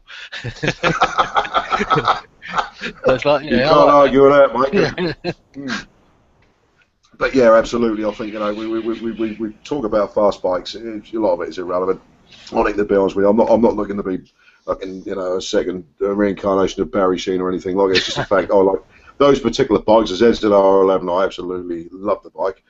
And then no go Chris with his ZZR14. I know Chris has spoken about possibly when he does retire the 14. He's thinking about possibly going the trumpet route, which, if I remember rightly, was said on the forum. Yeah. All right, Chris? Oh, really? Yeah. Right, I must admit. It's a highly unusual owners club. Yeah. No, it may be a trumpet, it may be a KTM, it's probably going to be adventure bike related, though. You reckon? Got ya. Any particular reason for this going that way? Yeah, because I'm too fucking fat to get on a sport bike. Would you keep the other one, or would you just get just a one? I'd probably have a couple of bikes then, but I wouldn't go back to sports. I mean, I do like it, but as I'm getting older and wrists are starting to ache and license is in jeopardy and stuff like that.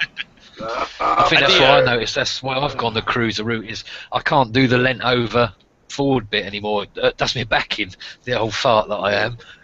I went out the other day. Tuesday I went out on the bike and we got a big dual carriageway that runs right past me, and when I ride the bike, even when I ride it quick, it's never really open more than 50% of the throttle. Yeah. Right the way round onto the stop and took it into redline in the first 3 gears, and my arse was gripping the seat harder than my hands were. Yeah.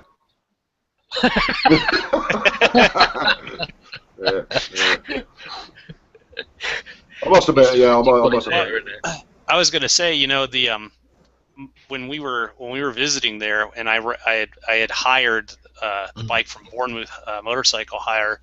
The bike we got was the V-Strom 650, the DL 650, and they make a 1000cc version of that bike. And I've test rode the new version. That's a really well sorted, torquey bike. I mean. Yeah. I would honestly consider one of those before I would try to get into a BMW or a KTM, though I have not ridden a Tiger, and so I mean that would be one I would want to check out. But the DL 650, the one I hired, had almost 30,000 miles on it, and it ran like it was brand new. Yeah. Of course, I mean the maintenance was really well done on it, but it didn't miss a beat. And I would think, like on the little real-time, economy gauge, I was getting 73 miles a gallon while we were out riding around. Yeah, good. That was with Mel on the back too. My one actually drinks it a lot. I thought mine would be pretty good, but I think mine's only about 45, maybe 50 on a good one. Well, that much. Yeah, that's not bad for a big old V twin because they normally tend to sort of swallow them a bit. Yeah, I know, mate, but which big quackers. I mean, that's like my ZZR11. It's running. It's a bank of 40 mil carbs. And that's not too bad. If you, I mean, I don't ride it stupidly anyway, but generally speaking, I would have to say you're looking at sort of 30, 32 to the gallon with that on an average run, yeah? Yeah. The ZX12R is a different bag of nails. You have to take a jerry can with you. Really? And I've read this on site after site after site. Even Nelly made a joke about it. In fact, that you really are seriously running a George Best of a bike. It's probably down. I've read some sites that somebody's had a ZX12R down to 21, 22 to the gallon. Whoa. 44. Seriously, yeah. Get into seriously. 30 cars territory. Was that a challenge? They were trying to see what kind of crappy mileage they were. Yeah, probably, but it was achieved. It's interesting. Yeah. I just say I can get mine down to 21 to the gallon, but that's only if I'm caning. Caning it, yeah. Generally, I get sort of mid-50s if I drive sensible. Really? Yeah, I was going to say on my Super Magda. I mean, even though that's it's an 88, I think I average about 53 miles a gallon when I'm just cruising about. And I mean, I'm not babying the bike at all. But if you really get into it, the thing is on that bike, it doesn't really matter what kind of economy it gets. The tank is just the tiniest thing. It looks like a big cruiser tank. But it's got 4 carbs and an airbox packed underneath of it. So when you take the tank off, it's all hollowed out on the inside. So you don't go further than 90 miles, and you're hitting the gas station, and you're sweating bullets when you hit it because you're on reserve at that time. 60, I'm usually turning the knob to reserve and starting to look for a gas station to fuel the bike back up. No, it's not that bad, is it, surely? The bike is that small. Well, no, it's the bike gets good efficiency. It's the tank is tiny, and there's no crossover pipe. So when you're on reserve, you're only using the one half of the tank because of how it's pushing it over. Yeah, you just gotta lean it way over at the stoplight to get the fuel on the other side. You'll be fine. See, they were good design for English roadside with the bends. Yeah, I think. What's your one like, Chris, for tank range? There you go. Who's that? Oh, look, there's a little one. Oh, puppy. Look, this. He thinks there's food in the offing. That's it. He's gone. What's your tank range like on your bike then, Chris? We had this chat on the forum not very long back. When I had the XJR, it used to cost me about 24 quid from empty to fill it up, and I'd get 120 miles to 125. Yeah. The same fuel in the ZZR, and I get 220 to 225 miles. That's weird. Yeah, but we've gone from carb to fuel injection. Yeah, it's true. And I think my one, I put about 18 quid in, and it does me about 140 before I have to definitely fill up. Don't they purposely lean out the bikes more in the UK than like a lot of the other countries? I was reading about that the bikes run incredibly lean to meet the emissions I think standards they do. that you guys have. Yeah. Because I know a lot of things I was reading, like a lot of guys, the first thing they do is they want to get like some kind of fueler, like a tuner, just to get the bike the normal horsepower, from what it was originally rated at. You saying that when I got the Victory and that, when they first come over from the States and that, they stage 1 sort of thing. You put the stage 2 kit in, and that leans it up a bit more, sort of thing, makes it run better. So that's why everyone seems to have them on stage 2s over here, purely because of that. So I think you must be right on that.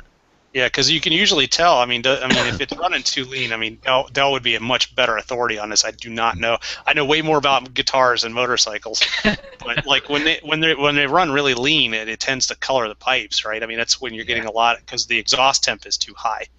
I don't know that. Get the old monies in it, but I think that's right. You used to get the blue in and whatever, didn't you? The pipes. And stainless pipes always turn like that, like golden titanium color. No matter what you do, there's nothing.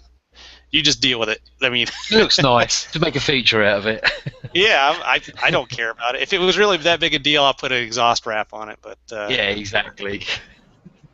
I'm looking forward to riding this, like the Triumph, like crazy.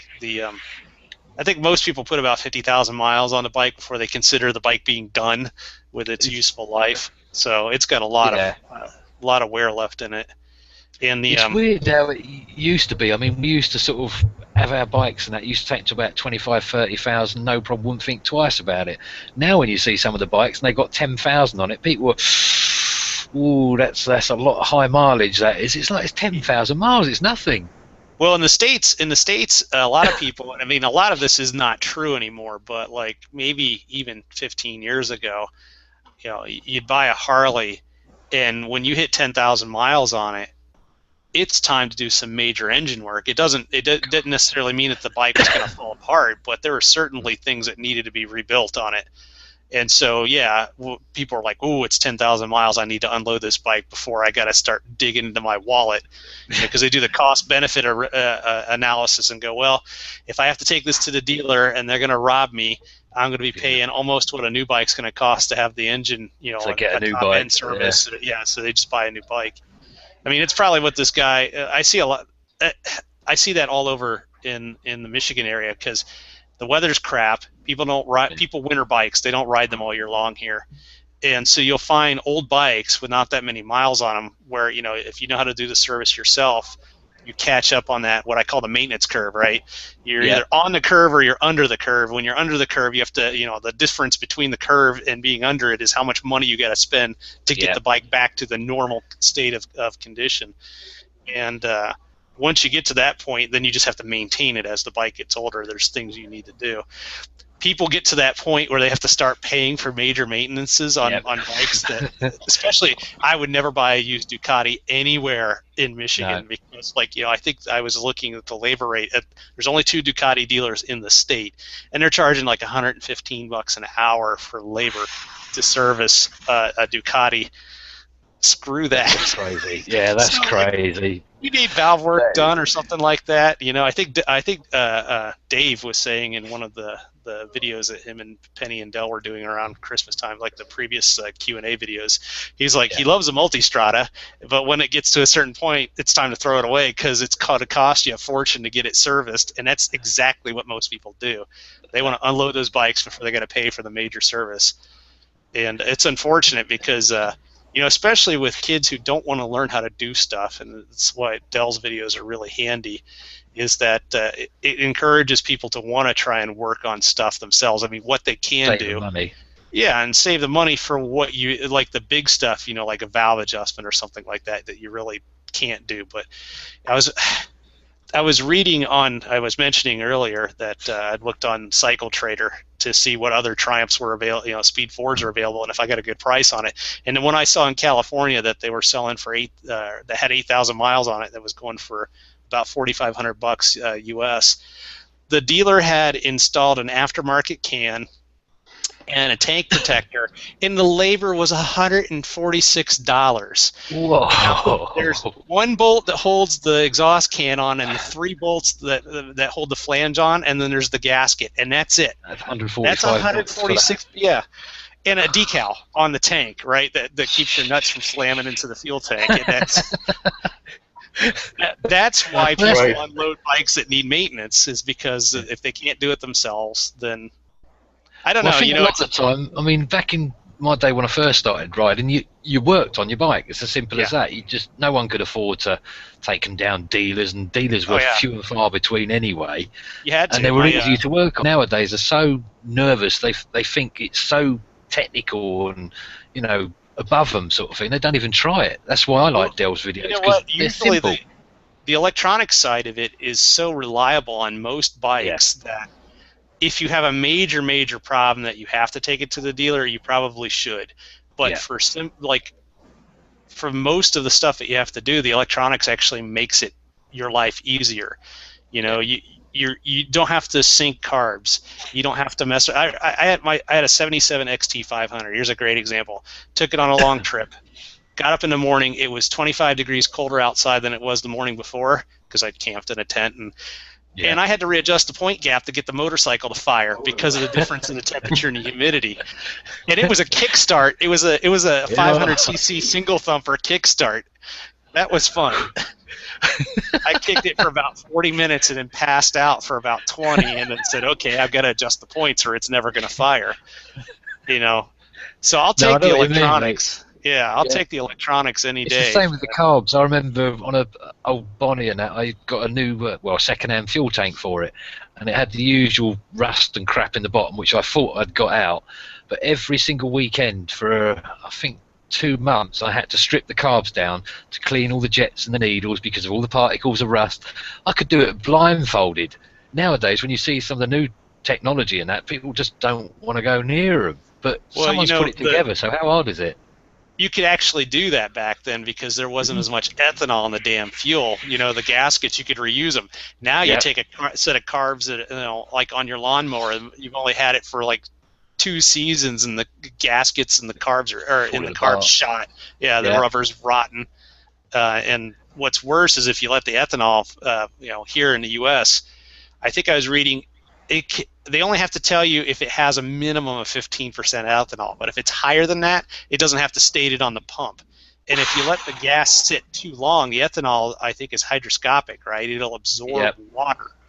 And so it isn't that the fuel just breaks down. It's starting to get water in it. And then, like, older bikes who had perfectly good fuel tanks for decades are now building up rust inside the gas tank because of the ethanol and the friggin' fuel. Yeah, like I say, it just collects down the bottom there and just rots it, doesn't it?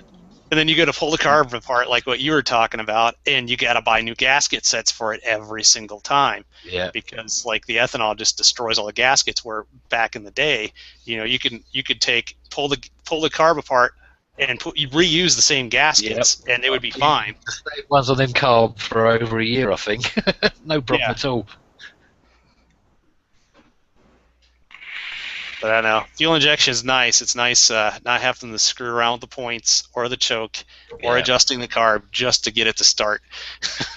It seems weird not having to choke nowadays. What was that? So just touch the button. Yeah. Literally half a second push of that start button and then she's gone. There's an app for that now. Miss You get your smartphone out and you just hit a button and it fires up. I do miss the old kickstart. Yeah, likewise. It's funny you say about that. I went to start the XJ600 I bought was in 1991, so I was getting on a bit, but it's been well looked after. I was at work the other morning. I just happened to sort of had to move the bike from one side of the yard to the other to let a couple of lorries in, and I just I pressed the button and got the usual the solenoid click and nothing. Yeah. Right. Anyway, so in the usuals. Yeah, so in the usual manner, I sort of stuck it in gear and rolled it forward about a couple of inches, and every days, and it started. And I thought to myself, here we go. It's a simple little job. I just strip it out and give the old armature a clean, and possibly stick in some new brushes. But just going back to what you were saying about fuel injection on the motorcycles compared to the cars. Well, obviously, on the Triumph's car, is that fuel injection on the Triumph? It's fuel injected, yeah. Fuel injection. So, and the same with yours. I know Chris is obviously fuel injection. Same with yours, Bill. Yeah, mine is. Yep. Yeah. So, I think every Victory ever made's been fuel injected right from day one. Is it really? Yeah. Okay. Right. I pose a question for you because obviously the two bikes that I have, and apart from the two Kawasaki GPZ 1100B1s I had, which were the very first fuel injection units, I believe, that Kawasaki used, unless the Z1300 might have been fuel injection, if I'm right. Yeah, I think the last ones they did were. Yeah, certainly possibly. The Yeah, first ones were on carb. Yeah. First ones on carb, last ones on injection, I think. Yeah, because anyway, I had the B1s on the fuel injection for every single motorcycle I've had. I've had about 30, 32, 33 bikes. I've all been carbs. Now, obviously, just quickly going back to the bike I'm after, the ZX12R, that's fuel injection. The question I'm going to pose to you, lads, is with your different bikes that you have, as far as engine mods are concerned, right, not a problem. Do the various companies, obviously, I mean, with Chris is probably the case, I don't know about the Victories, and I believe Triumph as well, they do mod maps for your fuel injection systems. Yeah? Yeah. Triumph will do it for free on some models, especially if you bought it at that particular dealer. But you can easily get a Power Commander, and now they've got a USB version of it. and you just put the app on your well, it only runs on Windows, so like I'm kind of screwed because I'm a Mac user. Oh, but, you're Mac. yeah. So you can download different maps. You can download somebody else's map. You can custom make a map if you know what you're doing, and you can fine tune it infinitely. It also depends upon who made the bike too, because I think with Harley, and I think Dell's got a video on this, and I had read this somewhere else before. Your fueling modules like intercepting the original signals from the ignition system on the fuel injection, and it's kind of like lying to the other parts to try and modify what's going on. If I understand that correctly, it's not really truly reprogramming what's going on there with the fuel map. It's just kind of modifying the signal, and I mean it works fine. And then Harley has their own thing, but I think with just about any other bike, you can get something like a power commander for most fuel-injected bikes. I know Victory's the same. Yeah. I know it's one or two of the Kawasaki owners. I went on and checked out the various forums, and like you say, you can download a horrendous amount of different maps. Some that people have designed themselves, and you know, a lot of others that have been passed on. The most popular one being for that particular bike was a Muzzy map for the ZX12R, which lost because after 2000, obviously they restricted it. The A1 version became the A2, and they restricted the speed to 186 by the electronic limiter. But that was, you know, you find it anywhere. You know, there's easily bypassed, you know, with a various map. And the good thing about some of the maps was they actually you could download the PDF file, and it would show you all the readings as far as the richness of the fuel and the leaning of the fuel as it went through the various rev range of that particular map, which is quite handy and you know, can give you an insight of what the engine's going to be doing at any one particular time. What's interesting is that, like on some of these newer bikes, it stores that information internally to the bike, and so like I know on my Triumph, I don't know if it uses CAN bus or if it uses OBD, but like it uses like a standard system diagnostic like you have on cars now. Now, granted, the code reader thing is specific to Triumph, so if I ever trip a check engine light, I think I've seen a couple of places where I can actually get the service tool and pull the codes off the bike, look it up on the software, and then I can reset those codes myself. So, granted, it's not as easy, you know, for a monkey boy to go in there and tune up a carburetor, but you know, with a little bit of basic understanding, you can still do a lot of stuff with a fuel-injected bike, and the reliability is totally worth the, you know, having the newer technology on there. And also, you know, if you think about it with different fuel maps, right, you don't necessarily have to be always seeking high power. Maybe you, like, for the work week, you load a fuel map where it leans the bike out to the point where it just barely ticks over and you get the best fuel economy, right? And then on the weekends when you want to go out and just burn the tires up, you can load a different fuel map and get all your horsepower back and just go tear it up, you know? That's what some of the racing ones do, didn't they? When they take them track racing, they just change the map on it. Exactly. They tune it for each track.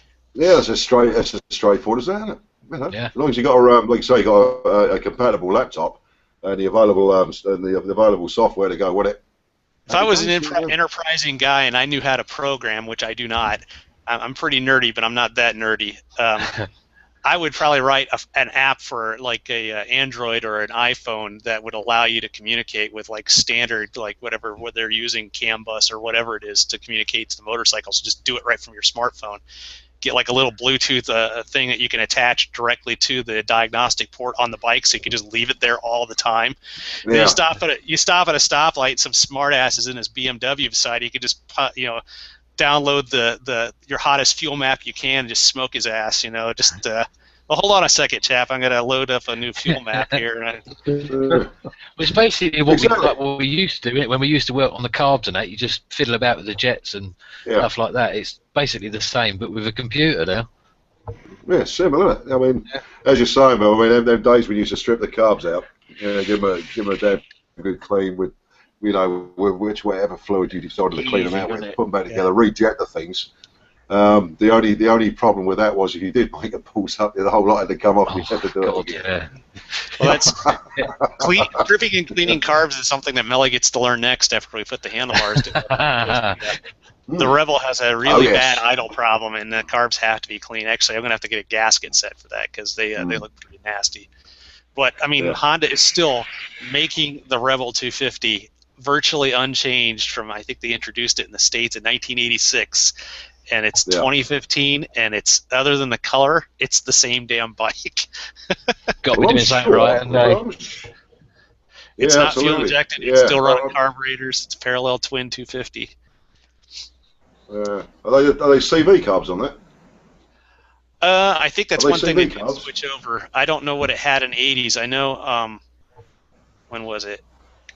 I think it was right around 1990. They went to the second generation of Honda Rebel, and really, other than changing the side covers so it looked less like a Sportster, they went with a different brand of carburetors on it.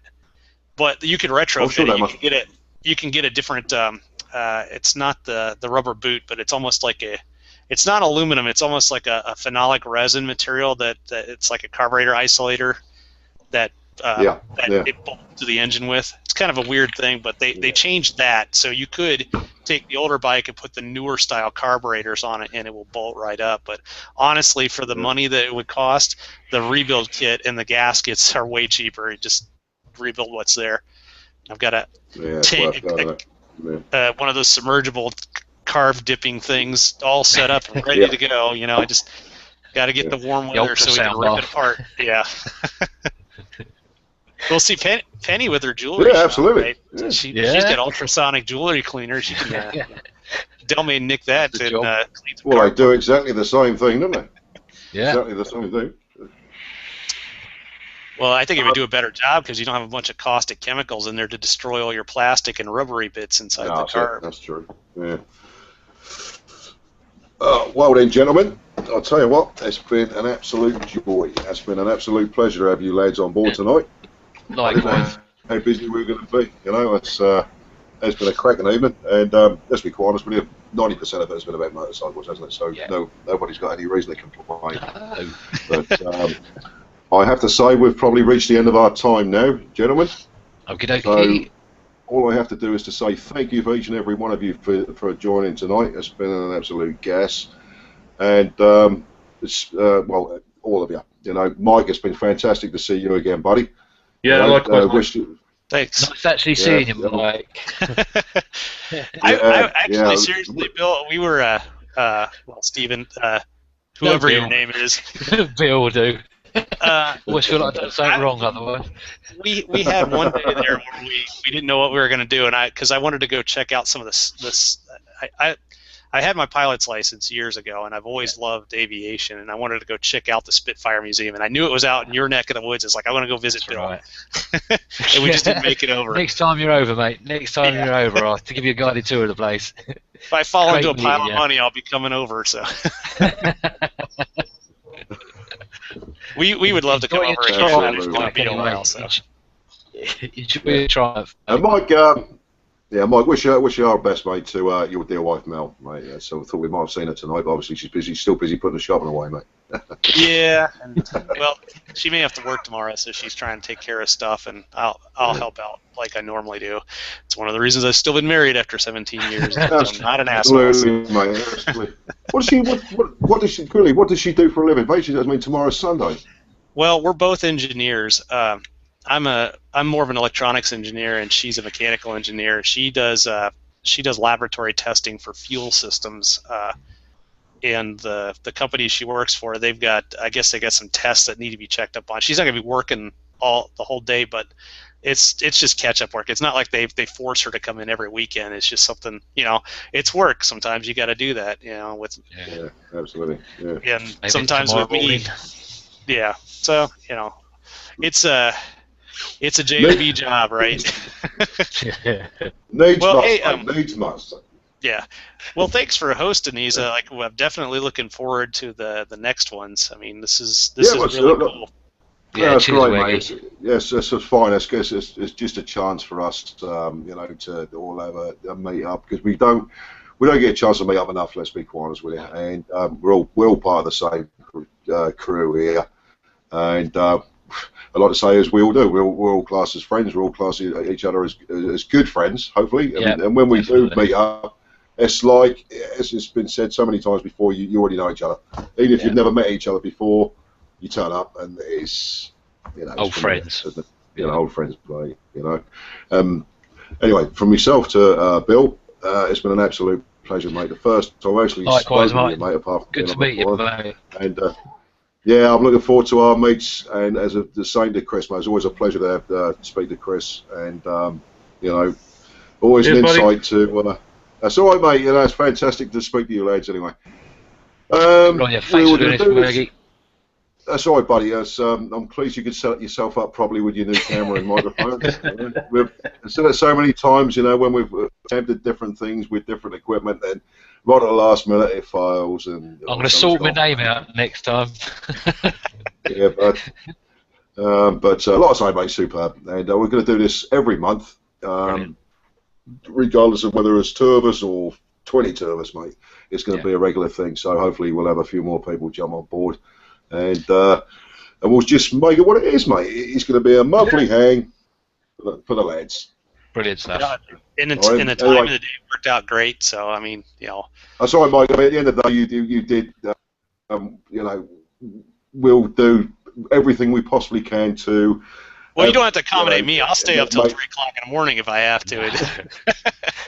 No, but at the same time, you know, as I said before, we're trying to accommodate everybody. We're all, regardless of where we are in the world, mate, we're all part of the collective. We've all been talking for a long time now, and that's what it's all about, mate. You know, and it's not late over here. It's not as if it's 2, 3, 4 o'clock in the morning. But even if it was, it wouldn't be a problem. No, you know, because let's be honest with you, you start talking about bikes and mates, mate, you'll be there 24 hours, mate. Yeah. I'll drop beer in your hand and a little bit of info about the bikes and our lives, mate. It's all good. Nice one. Right then, gentlemen, I want to say good night to you all, and it's been a pleasure. Till next time. Guys. Yeah. Cheers, guys. Good luck to you all. Ta-ra, lads. Bye-bye. Cheers, guys. Bye. Ta-ra. Ta-ra, Chris.